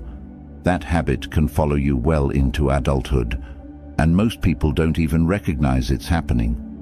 Think about the last time you did something you were genuinely proud of, something quiet, maybe nobody else even noticed. How did it feel? Did you let yourself feel proud, fully, without immediately minimizing it? Or did you catch yourself thinking, well, it's not that big a deal, or I wish someone had noticed? That moment, that internal dismissal, is where self-respect either gets built or quietly eroded. Here's what deep self-respect actually looks like in practice. It looks like finishing something and thinking, I did that well. Full stop. No asterisk. No but. It looks like valuing your own read on a situation, even when someone else disagrees. It looks like not needing the room to go quiet when you walk in, because your presence is already confirmed for you. This isn't arrogance. Arrogance is actually the opposite of self-respect. It's the performance of confidence by someone who doesn't genuinely have it yet. Real self-respect is quieter. It doesn't announce itself. It just holds. Now, practically, how do you start building this? One small shift. Every evening, write down one thing you did that day that you respect yourself for. Not something impressive. Something true. Maybe you held a boundary that was hard. Maybe you were honest when a lie would have been easier. Maybe you simply got up and kept going on a day when everything in you wanted to stop. That counts. Write it down. Say it to yourself like you'd say it to someone you love. Because here's the thing, and this is the part that takes time to really land. You will never fully receive from others what you haven't learned to give yourself first. That's not a cliché, it's mechanics. If your internal tank is full of doubt and dismissal, external validation pours right through it like water through a cracked cup. Fill the cup first. That's the work. As the philosopher Simone Weil wrote, and her thinking on attention and human dignity runs remarkably deep, the quality of attention we give to another person reflects the quality of regard we carry for ourselves. When we cannot receive our own care honestly, we cannot fully offer it outward either. The shift from performing worth to simply having it starts internally. It starts with you deciding, maybe for the first time, that you don't need a second opinion on your own value. Your worth was never theirs to decide. Prove it to yourself right now. Type this below. My value is not negotiable. Lesson 2. Your boundaries are not walls, they're definitions. Let's talk about something that gets misunderstood constantly. Boundaries. The word itself has become almost overused, thrown around in self-help spaces until it starts to feel hollow. But strip away the buzzword layer, and what you're left with is something genuinely important. Something that, when you actually understand it, changes how you move through every single relationship in your life. Here's how most people think about boundaries: as barriers, as ways to keep people out, as emotional walls you build when you've been hurt enough times that you stop wanting to let anyone close. That framing is not just inaccurate, it's actively harmful, because if you see boundaries as walls, you'll either build too many of them and end up isolated, or you'll resist building any at all because you don't want to seem cold, difficult, or closed off. Neither of those is self-respect. Both of them are just different flavors of self-abandonment. The philosopher John Stuart Mill, whose thinking on individual liberty remains one of the most carefully argued cases for personal autonomy ever written, framed something essential in his work on liberty. His argument may suggest that a person's right to define the terms of their own life, to determine what they will and will not accept within their own sphere, is not selfishness. It is the foundation of genuine selfhood. Without the ability to draw that line, a person doesn't have a self so much as a surface, shaped entirely by whatever external pressure happens to be strongest at any given moment. A boundary, understood this way, isn't "you can't do that." A boundary is "if that happens, here's what I'll do." The difference is enormous. One tries to manage someone else's behavior. The other takes full ownership of your own response. One is exhausting and ultimately impossible to maintain. The other is entirely within your control. So, what does this have to do with self-respect? Everything, because the moment you start defining what you need, and then actually honoring those definitions, you send yourself a very clear message. You're saying, "My needs matter. My comfort is worth protecting. I am someone worth showing up for, and that includes showing up for myself." Every time you override a boundary you've privately set, every time you say yes to something your whole body said no to, you teach yourself that your internal signals don't matter. Do that enough times, and you stop trusting yourself. You stop even hearing the signal because you've trained yourself to ignore it. And here's the part that stings a little. Most of us don't violate our own boundaries because we're weak. We do it because we're afraid of conflict, afraid of disappointing someone, afraid of being seen as too much, too demanding, too sensitive. We've been trained by families, by schools, by workplaces to prioritize smooth relationships over honest ones. But smooth isn't the same as healthy. A relationship with no tension isn't necessarily a relationship with respect. Sometimes the most loving thing you can do, for yourself and for the other person, is to tell the truth about what you need. Let me give you something concrete here. Think of one area in your life right now where you consistently feel resentful. A recurring situation where you walk away feeling drained, dismissed, or somehow less than when you walked in. Resentment is almost always a signal, not just an emotion. It's your inner life pointing at something that's being given away that shouldn't be. Where are you giving something away that you haven't consciously agreed to give? That's likely where a boundary needs to be named. Not dramatically, not with a big confrontation, just named. To yourself first, then, if necessary, to the other person.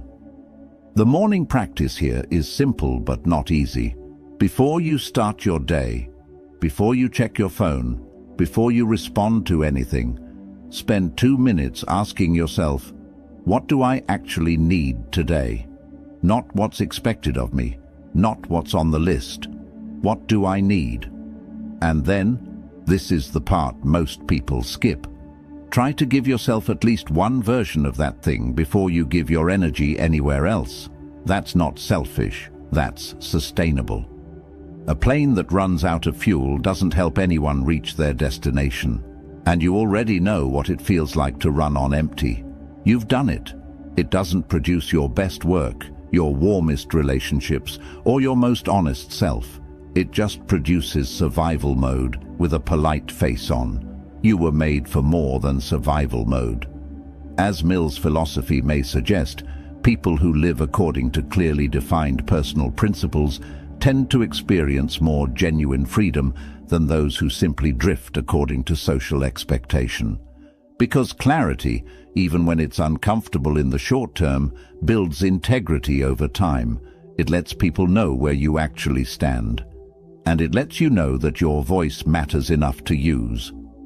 One more thing before we move on. Setting a boundary and having someone respect it are two different things. You can't control the second part. Some people will push back. Some will get upset. Some will call you selfish for simply having needs. That reaction, as painful as it can feel, is actually information. It tells you something important about how much space that person was accustomed to taking up in your life, and how they respond when that space gets honestly renegotiated. Your job isn't to manage their reaction. Your job is to stay honest about what you need, and then let the relationship find its new shape from there. Sometimes it gets stronger. Sometimes it doesn't survive. Both outcomes tell you something real. Every time you honor what you need, you teach the world how to treat you. Write this down and drop it. My needs matter. Lesson 3. Stop apologizing for who you are. When did apologizing become your default setting? Seriously, think about it. How many times today have you said sorry for something that wasn't actually wrong? Sorry for needing a moment. Sorry for having a different opinion. Sorry for taking up space in a conversation. Sorry for existing at a volume that felt like too much for someone else's comfort. There's a particular kind of chronic over-apologizing that has almost nothing to do with remorse, and everything to do with a learned belief that your presence, your feelings, your preferences are somehow in the way, that you are, by default, a burden that should be minimized. That belief is a lie, and it may be one of the most quietly corrosive lies a person can carry. The philosopher Søren Kierkegaard wrote extensively about what he called despair, not in the dramatic surface-level sense of the word, but as a condition he described as failing to be oneself.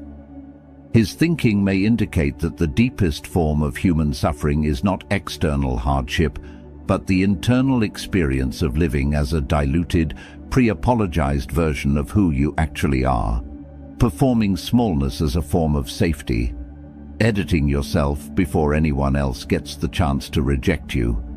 That's a painful way to live, and most people doing it don't even realize it's happening, because it starts so early, often in childhood, that it just feels like personality. It's not personality. It's a pattern, and patterns can change. Here's a useful distinction. There's a genuine apology, and there's a social apology. A genuine apology acknowledges actual harm. I did something that hurt you, and I'm sorry. That kind of apology is important. It's honest. It repairs things. A social apology is different. It's reflexive. It apologizes for existing, for having needs, for emotions that are inconvenient, for being present in a way that someone else might find challenging. Social apologizing doesn't repair anything. It just continuously signals, I believe I owe the world an apology for being here. And when you repeat that signal enough, to others, but more importantly to yourself, you start to believe it. Self-respect means learning to tell those two types of apologies apart. It means practicing the phrase, excuse me, instead of, I'm so sorry, when you need to get past someone. It means saying, I see it differently, instead of, I'm probably wrong, but. It means finishing your sentence without adding, does that make sense? At the end, not because you don't value clarity, but because that particular phrase has quietly become a way of asking permission to have had the thought in the first place. These are small things, but language shapes thought. The words you use consistently, especially about yourself, carve grooves in how you actually think. The philosopher Ludwig Wittgenstein argued that the limits of our language are, in a meaningful sense, the limits of our world. which means the words aren't just reflecting how you feel about yourself, they're partly constructing it. So, choose them with more intention. Now, there's nuance here, and I want to be careful about it. This isn't a call to become abrasive, unapologetic in the genuine sense, or dismissive of other people's feelings. Self-respect doesn't mean steamrolling. It doesn't mean your truth automatically overrides everyone else's experience. What it means is this: you are allowed to take up space without pre-apologizing for it. You are allowed to have a perspective without framing it as something that probably doesn't matter. You are allowed to simply be in a room at full volume with your actual opinions, your actual feelings, your actual self, without performing smallness as a courtesy. The people in your life who are worth keeping around, they don't need you to be smaller. In fact, they're often waiting for you to stop apologizing long enough to actually show up. Here's your morning practice for this one. Starting tomorrow, just for one day, notice every time you say sorry or minimize yourself. Don't judge it. Just notice. Write it down if you can. By the end of the day, you'll probably be surprised at how many times it happened. And that awareness, that simple, clear seeing, is the beginning of changing it. Because you cannot change what you don't first see. As Maya Angelou observed, the way you treat yourself when nothing is at stake, when no one is watching, when there's nothing to perform, that is the truest measure of your self-respect. The voice you use with yourself in private becomes the standard from which everything else flows, and it is worth paying very close attention to. Lesson 4. Your inner voice is either your greatest ally or your worst enemy. Let me ask you something uncomfortable. If someone followed you around all day, a real person, someone you could hear, and said to you everything you say to yourself inside your own head, would you let that person stay in your life? Take a second with that, because for most people, the honest answer is no, absolutely not. The things we say to ourselves, the quiet running commentary that never fully stops, would be completely unacceptable coming from anyone else. We'd call it abuse. We'd cut off contact. We'd tell our friends to leave. But because it's internal, because it feels like just thinking, we let it run, unchecked. For years, decades sometimes.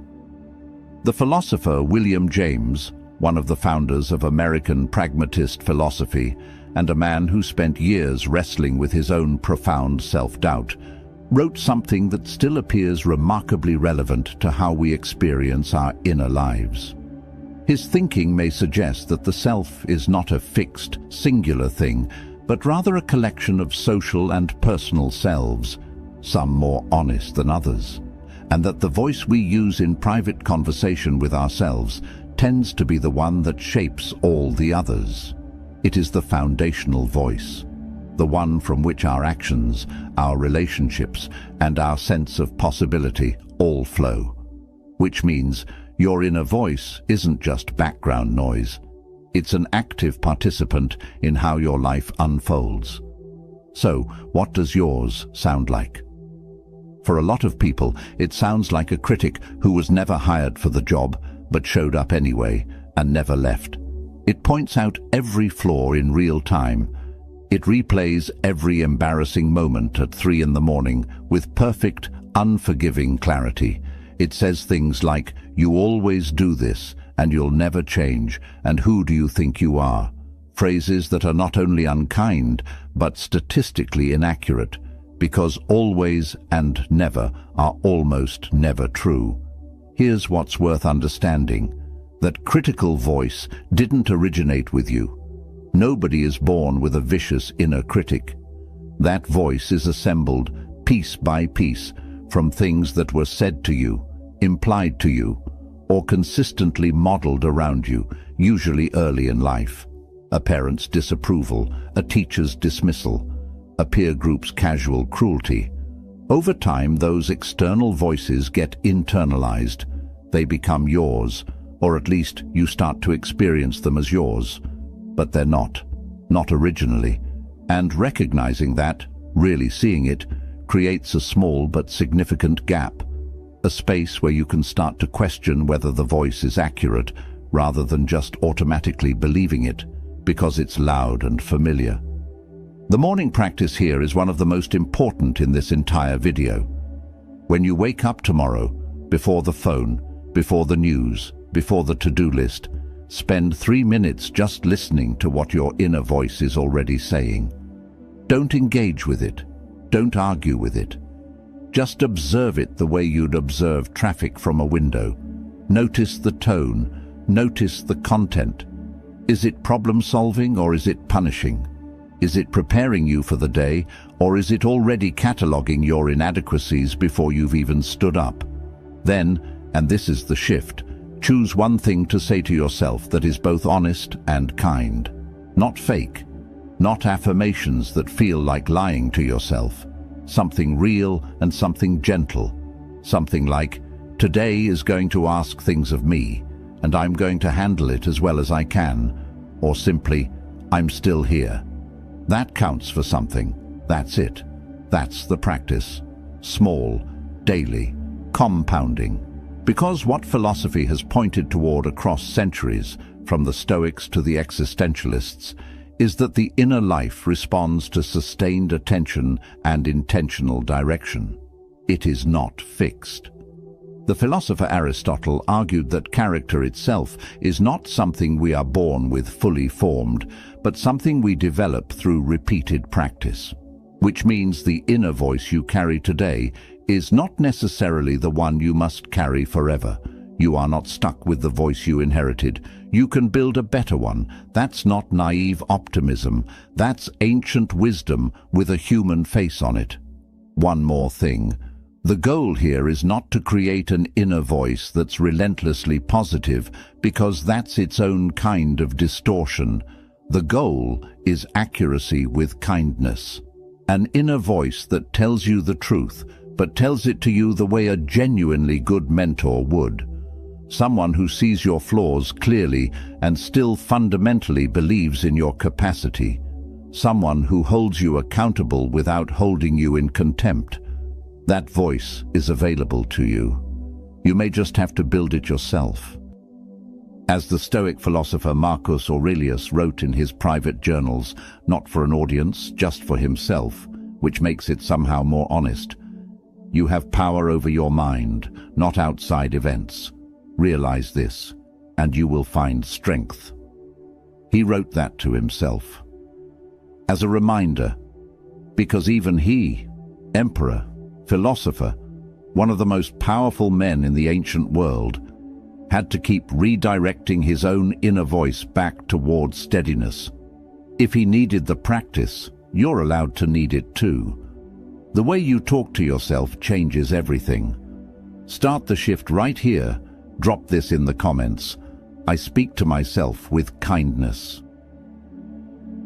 Lesson 5. Respect your time like it actually belongs to you. Here's something that might land a little uncomfortably. The way you spend your time is a direct reflection of what you actually believe about your own worth. Not what you say you believe, what you act like you believe. Because talk is easy. We all say our time is valuable. We all know the phrase time is your most non-renewable resource. We've heard it 100 times. We've probably said it ourselves. And then we spend 45 minutes scrolling through content we don't even enjoy, or we agree to a commitment we deeply didn't want to make because saying no felt too uncomfortable in the moment. There's a gap, for most people a significant one, between what they intellectually know about the value of their time and how they actually spend it. And that gap, that's where self-respect either lives or quietly dies. The philosopher Seneca, writing from ancient Rome in letters that feel almost uncomfortably contemporary, addressed this with a directness that still cuts. In his essay On the Shortness of Life, he argued that life is not actually short. It is, he suggested, that we waste most of it, giving it away to trivialities, to other people's demands, to habits that serve nothing we genuinely value. His thinking may suggest that the person who lives fully is not the one who lives longest, but the one who wastes least. The problem is that giving your time away often looks like generosity, and sometimes it genuinely is. But there's a version of time giving that is not generosity at all. It's avoidance. It's the path of least resistance dressed up as helpfulness. And when you do that consistently, you end up living a life that's technically functional, but quietly hollow. A life assembled by default rather than chosen. Self-respect in this context means starting to make more intentional choices about where your hours go. Not perfectly, not with rigid scheduling that turns every day into a military operation, but with enough awareness that you can at least tell the difference between time spent in ways that genuinely serve you and time spent simply because it was easiest. Let me give you a real-world example of how this shows up. Think about someone. Maybe you recognize this person. Maybe it's been you at some point, who is genuinely talented at their work, smart, capable, the kind of person their team instinctively turns to when something hard needs to get done. And because of that, they become the default go-to for everything. More work gets added to their plate. More requests come in. More of their time gets claimed by other people's needs. And they say yes to almost all of it. Not because they want to, but because they've conflated being useful with being valued, and they're afraid that saying no means being seen as less committed, less generous, less good. Over time, they have almost no hours left for the things that actually matter to them. Their own projects, their own rest, their own growth, all of it gets perpetually deferred. And they start to feel a low-grade resentment they can't quite name, because on the surface everything looks like success. That's not success. That's self-abandonment with a good performance review attached. Protecting your time isn't the same as being selfish or unhelpful. It's recognizing that your hours are a finite resource and distributing them thoughtlessly, or entirely according to other people's priorities, is a form of disrespect toward yourself. Quiet, daily, incremental disrespect. Your morning practice here is this. Before you open your calendar or your inbox tomorrow morning, spend 5 minutes writing down the one thing, just one, that would make today feel meaningful to you. Not productive in a generic sense. Meaningful, specifically to you. Then make a quiet promise to yourself that no matter what the day demands, that one thing gets some portion of your time and attention. One thing, every day, that belongs to you. It sounds small. Over time, it is anything but. Because what you're actually practicing is the belief, lived out in real behavior, not just thought, that your time is worth protecting, that your priorities deserve space in your own schedule, that you are not simply a resource to be allocated by whoever asks loudest. You are a person with a life, and your life is happening right now. As the poet Mary Oliver asked in one of her most quietly devastating lines, "Tell me, what is it you plan to do with your one wild and precious life?" She wasn't asking dramatically. She was asking practically, because the answer isn't in your intentions. It's in your calendar. What does yours say about what you believe you deserve? Your hours are the most honest reflection of what you believe you deserve. Own that truth. Type this: my time belongs to me. Lesson 6. Stop outsourcing your self-worth to other people's opinions. Let's be honest about something that most people won't admit out loud. A significant portion of the decisions you make every day, what you wear, what you say, how you present yourself, what you post, what you don't post, what career path you're on, what relationships you stay in, are quietly shaped by one underlying question: what will people think? Not all of it, not every decision, but more than you'd probably be comfortable acknowledging if you sat down and really traced the thread. And here's the thing, that question isn't entirely useless. We are social creatures. How we're perceived does have real consequences. Caring about our relationships and our reputation isn't pathological, it's human. The problem starts when that question stops being one input among many and becomes the primary filter through which you evaluate your own worth.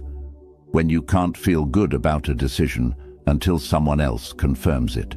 When a single critical comment can unravel confidence that took months to build. When you're essentially renting your self-esteem from other people, and they don't even know they're your landlord. That's a genuinely precarious way to live. Because other people's opinions are not a stable foundation. They shift. They contradict each other.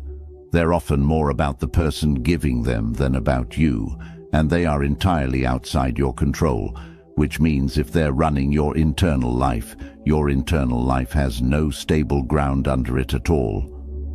The philosopher Friedrich Nietzsche wrote sharply about what he called herd morality, the tendency of people to measure their worth against the approval of the crowd rather than against their own internalized values.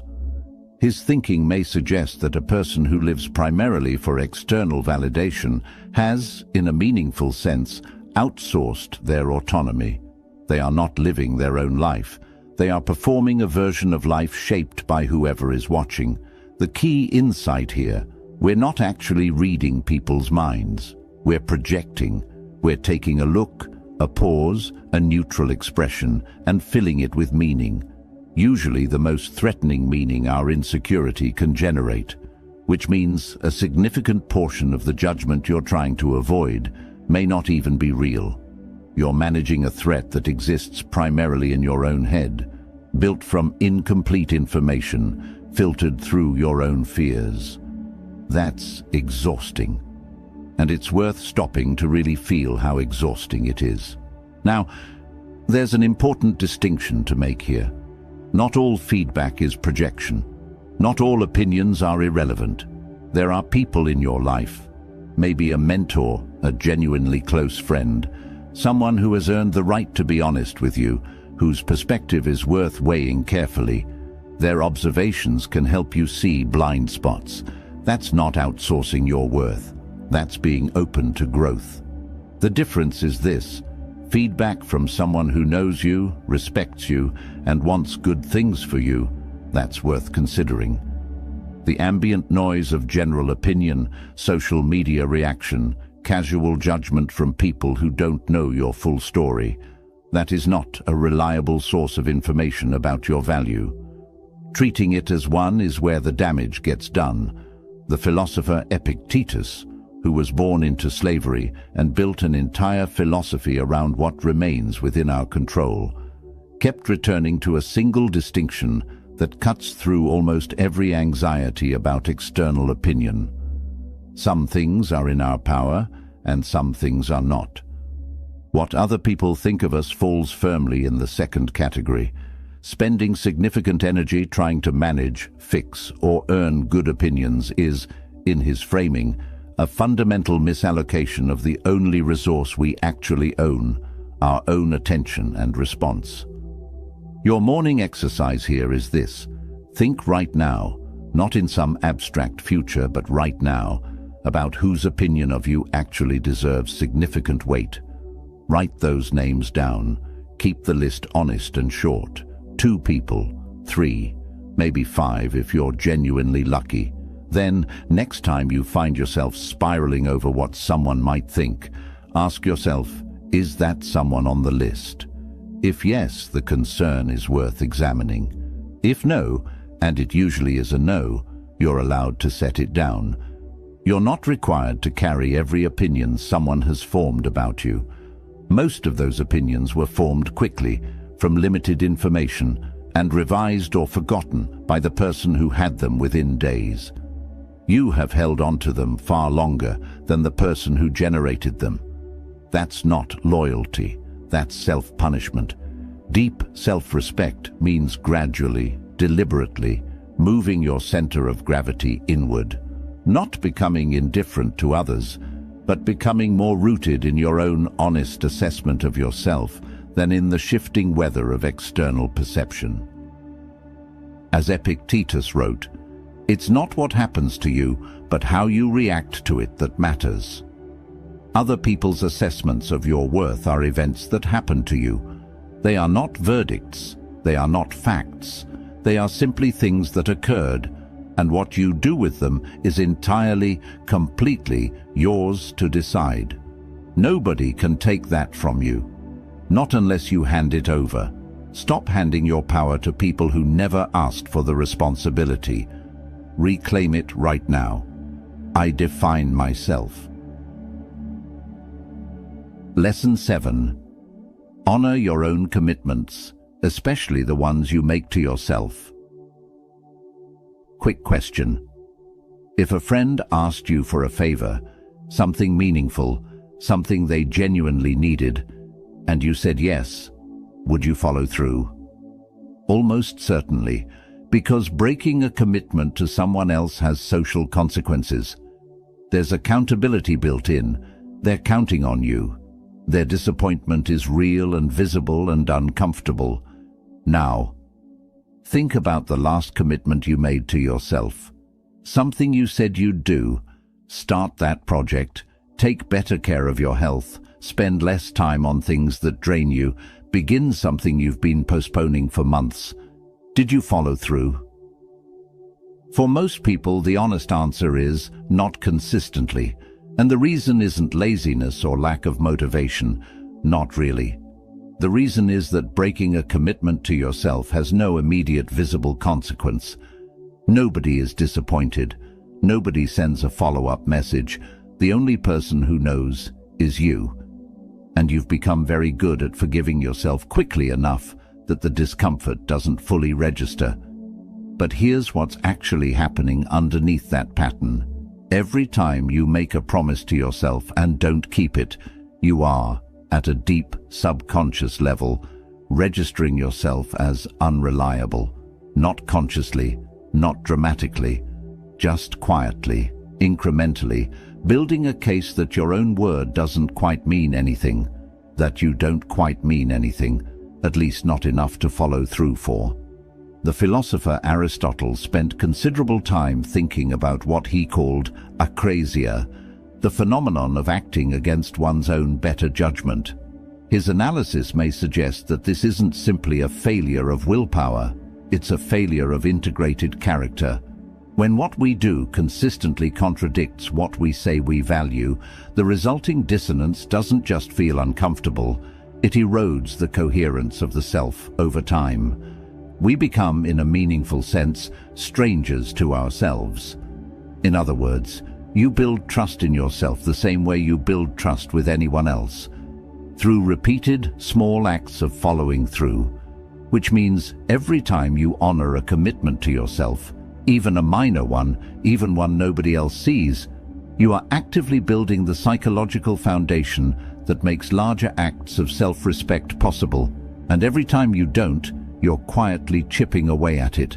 This isn't about self-criticism. It's not about adding guilt to an already complicated inner life. It's about understanding the mechanics of self-trust so you can start building it more deliberately. Here's a simple story that captures this well. There was a writer, someone who had wanted to write seriously for years, but kept telling himself he'd start when things calmed down, when the job was less busy, when the kids were older, when he had a proper writing space. The conditions were never quite right, so the commitment kept getting deferred. And every time it got deferred, he felt a small, familiar sting. Not quite shame, not quite sadness, something in between, that he'd gotten very good at moving past quickly. One day, he made himself a different kind of commitment. Not, I'll write when I have time, but I will write for 15 minutes every morning before I check my phone. That's it.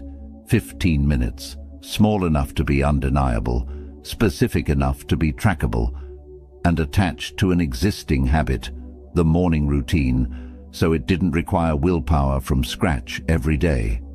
3 months later, he had the first draft of something real. Not because his life had cleared up, not because conditions had improved, but because he had started treating his commitment to himself with the same basic seriousness he'd always given to commitments made to others. The thing he built wasn't just a draft, it was evidence that he could be counted on, by himself, for himself. And that evidence changed something in how he moved through the rest of his life too.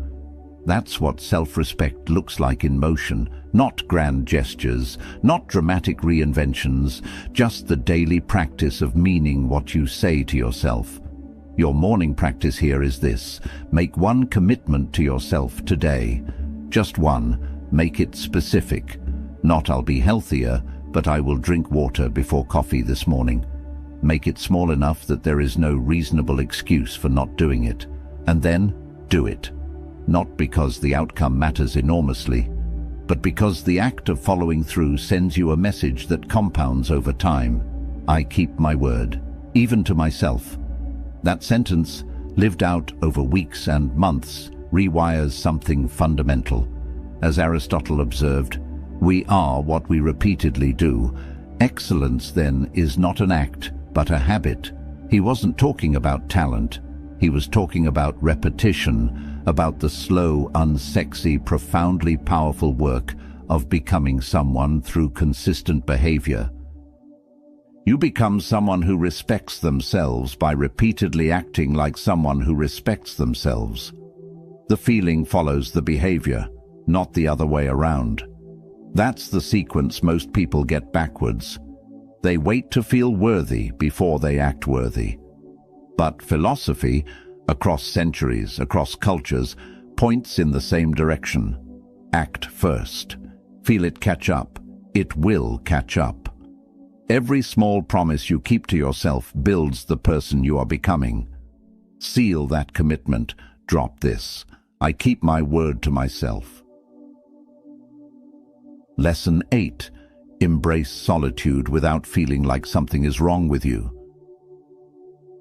Let's talk about something that makes a lot of people quietly uncomfortable. Being alone, not lonely, not isolated, not cut off from connection, just alone, willingly. Without filling the silence with noise, without reaching for the phone the moment the discomfort of stillness starts to creep in, without needing something external playing in the background just to make your own company feel bearable. For a lot of people, that kind of solitude, clean, voluntary, unmedicated by distraction, is genuinely hard. And the difficulty itself is revealing, because if you can't be alone with yourself without immediately needing to escape that experience, it may suggest something worth examining: that your own company doesn't feel like enough, that the silence holds something you'd rather not hear. That's not a character flaw, but it is information. The philosopher Paul Tillich wrote something that still feels surprisingly current. He drew a distinction between loneliness and solitude, describing loneliness as the pain of being alone and solitude as the glory of being alone. His argument was that genuine solitude, chosen, inhabited fully, not fled from, is not an absence of something good. It's a presence, a specific kind of presence with yourself that cannot be accessed any other way. Deep self-respect requires that presence, because you cannot fully know what you think, what you value, what you actually want from your life, if you never spend any unstructured time with yourself. If every quiet moment gets immediately filled with podcasts, with scrolling, with the ambient company of other people's voices, you never develop a genuine relationship with your own inner life. And without that relationship, self-respect has no solid object. You're respecting an image of yourself, a social performance of yourself, rather than the actual complex person underneath. The philosopher Blaise Pascal observed something in the 17th century that feels almost prophetically relevant today. He wrote that all of humanity's problems stem from the inability to sit quietly in a room alone. He wasn't being dramatic. He was pointing at something precise: that the discomfort of stillness drives people toward distraction, toward noise, toward constant external engagement, as a way of avoiding the confrontation with themselves that silence inevitably produces. What fills that silence instead is largely reactive, responding to other people's content, other people's opinions, other people's emotional states as amplified through a screen. The cumulative effect appears to be a gradual erosion of your ability to sense and interpret your own internal states, your emotional signals, your needs, your actual preferences as distinct from preferences you've absorbed from the environment around you. You stop knowing what you think because you never stop to think it. Solitude is the correction to that, not as a permanent state. Connection is essential, human relationships are irreplaceable, but as a daily practice, a regular returning to yourself. Here's your morning practice for this lesson, and it's the simplest one in the entire video. Spend 10 minutes tomorrow morning doing absolutely nothing. No phone, no music, no podcast playing in the background while you pretend to be present. Just sit, with your coffee, with the window, with whatever the morning actually feels like. Let the thoughts come, let them pass. Notice what surfaces when you stop curating your inner experience. You might find it uncomfortable at first. That discomfort is not a problem. It's actually the beginning of the practice, the moment where you're finally close enough to your actual inner life that you can start to hear it clearly. The goal over time is to become someone who genuinely enjoys their own company. Not in a self-congratulatory way, but in the way you'd enjoy the company of someone you know deeply, trust completely, and are genuinely glad to spend time with. That person, the one you should know most deeply, trust most completely, be most genuinely glad to spend time with, is you. It may take a while to feel that way. Start with 10 minutes, as the poet Rainer Maria Rilke wrote in his letters to a young poet. I hold this to be the highest task of a bond between two people, that each should stand guard over the solitude of the other. He was writing about relationships, but the principle applies inward too. Stand guard over your own solitude. Protect the space where you get to exist without performance, without productivity, without being useful to anyone. That space is where you remember who you actually are. Silence is not emptiness. It is where you finally get to meet yourself. Celebrate that. Type this below. My own company is enough. Lesson 9. Choose growth over comfort, because comfort without challenge is slowly shrinking you.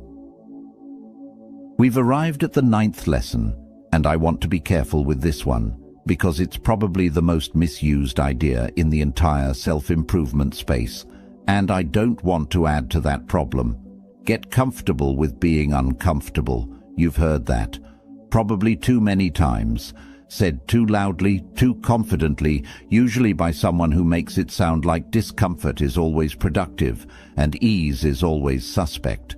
That framing isn't just oversimplified. It's occasionally harmful. Rest is not laziness. Recovery is not avoidance. Choosing peace is not always choosing stagnation.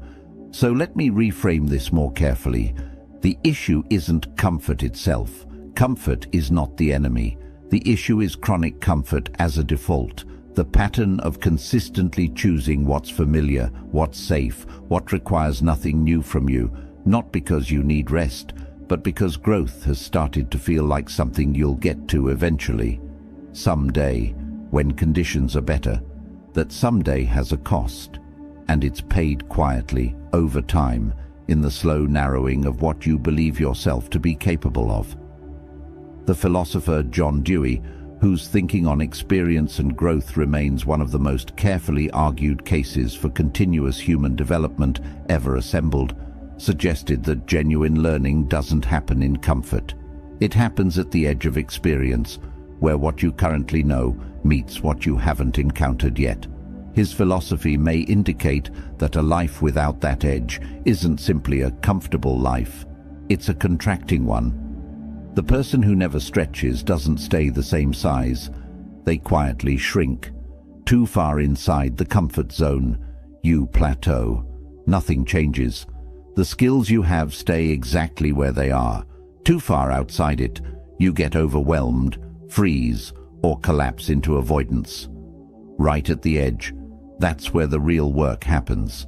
Self-respect in this context means having enough regard for your own potential to keep bringing yourself back to that edge, not dramatically, not through grand gestures of reinvention that last 2 weeks before reality reasserts itself, but through consistent, small, intentional stretches, the kind that accumulate into genuine transformation over time. Because here's what chronic comfort does to a person, and this part matters. When you consistently avoid challenge, when you always take the easier path, always defer the harder conversation, always choose what's known over what might be better, you don't just stay the same. You actually contract. Your sense of what you're capable of quietly shrinks to match the evidence your behavior is generating. And once that contraction becomes your baseline, growth starts to feel not just uncomfortable, but uncharacteristic. It starts to feel like you're pretending to be someone you're not, when in reality, you're just becoming someone slightly larger than who you've settled for. The opposite of that is also true. Every time you do the harder thing, every time you make the call you've been avoiding, start the project that genuinely scares you, say the honest thing instead of the comfortable one, you generate new evidence about who you are. Evidence that you are someone capable of difficulty, someone who can be trusted to stretch when stretching is required. That evidence accumulates, and it changes the story you tell yourself about what's possible for you. Your morning practice for this lesson is this. Identify one thing you've been avoiding, not because you genuinely need more time, but because starting it feels uncomfortable. Just one thing. And today, do the smallest possible version of it. Not the whole thing, not perfectly, just enough to break the avoidance, enough to generate one small piece of evidence that you are someone who does hard things. That first step is disproportionately important, not because of what it produces externally, but because of what it proves internally. Now, and this is where I want to bring it all together. The 9 lessons we've covered today are not separate, isolated ideas. They form a web. They reinforce each other. When you stop waiting for external validation, you have more energy to honor your own commitments. When you protect your time, you create space for solitude. When you build a kinder inner voice, setting boundaries becomes less terrifying. When you stop apologizing reflexively, you start to hear what you actually think. They compound. That's the point. You don't have to do all 9 perfectly starting tomorrow. You just have to start somewhere and let the rest build from there. As the philosopher Heraclitus observed, character is destiny, not talent, not circumstance, not the opinions of others. Character, the thing you build through repeated daily honest choices about who you are and how you treat yourself. You are not finished. You are not fixed. You are not the sum of your current limitations or your past patterns or the opinions of people who only knew one version of you. You are, right now, in the middle of becoming something. And the direction of that becoming? That's something you have more influence over than you might currently believe. You did not come this far to stay small. Take one more step forward and leave this in the comments. I choose growth daily. We've covered 9 lessons today. 9 real, grounded, genuinely challenging ideas about what deep self-respect looks like. Not as a feeling you stumble into, but as a practice you build, morning by morning, decision by decision, word by word. Let me bring them back briefly, not to repeat, but to land. You stopped waiting for someone else to confirm your value. You learned that boundaries are definitions, not walls. You caught yourself apologizing for existing, and started choosing presence instead.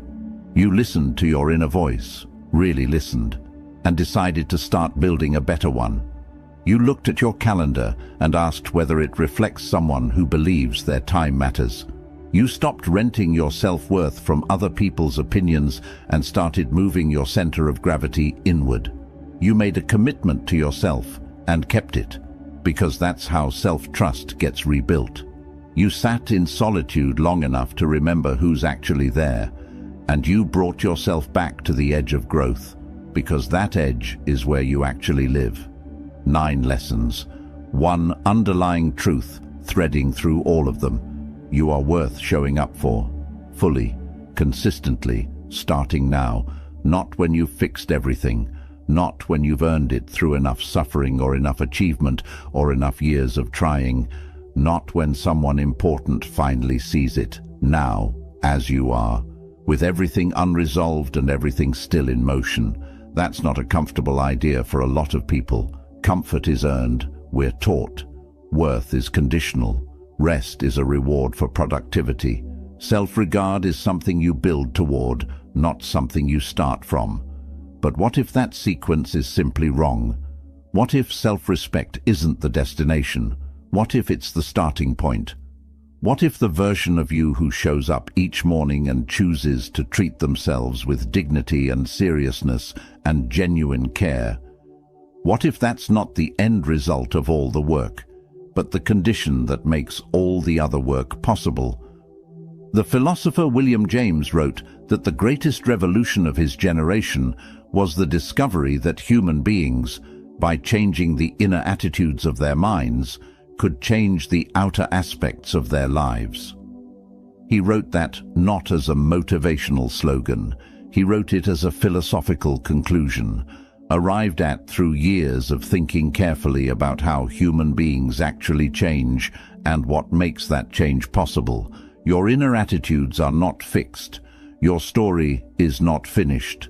Your mornings, those first quiet minutes before the world starts making demands, are genuinely yours. What you do with them, what you say to yourself in them, what you choose to believe about yourself inside them, that is the practice. That is the work. Small, daily, unremarkable from the outside, and absolutely transformative from the inside. So, here's what I want you to do right now. Before you click away, before the next video starts, before the moment passes, pick one lesson from today. Just one that landed for you. Maybe it was the inner voice, maybe it was the boundaries, maybe it was the solitude, maybe it was the commitments. Pick the one that felt most like a mirror. And do one thing differently tomorrow morning because of it. One thing. That's all. Let that be enough for today. Because you don't have to reinvent yourself all at once. You just have to take the next honest step. And then the one after that. And over time, over real, imperfect, genuinely lived time, those steps become a direction, and that direction becomes a life that actually feels like yours. That's what deep self-respect makes possible. Not a perfect life, not a painless one, but an honest one. A life where you are, at minimum, on your own side. You deserve to be on your own side. If this video meant something to you today, if even one of these 9 lessons landed in a way that felt real, please take 5 seconds right now and hit that like button. It takes nothing from you, and it means everything for this channel's ability to keep making content like this. Drop a comment below and tell me, which of the 9 lessons did you need most today? Be specific. I read these. Your answer genuinely matters. Share this video with someone who's quietly going through something. Someone who might be a little too hard on themselves, a little too quick to shrink, a little too generous with their energy toward everyone except themselves. You already know who that person is. Send it to them without overthinking it. Subscribe to this channel if you haven't yet, because this is the work we do here, every week. Honest, grounded, human-centered conversations about becoming someone you actually respect. And don't you dare skip the next video, because we're just getting started. This is not the end of the video. This is the beginning of a different version of you. Declare it out loud. Drop this. I respect myself. Starting now.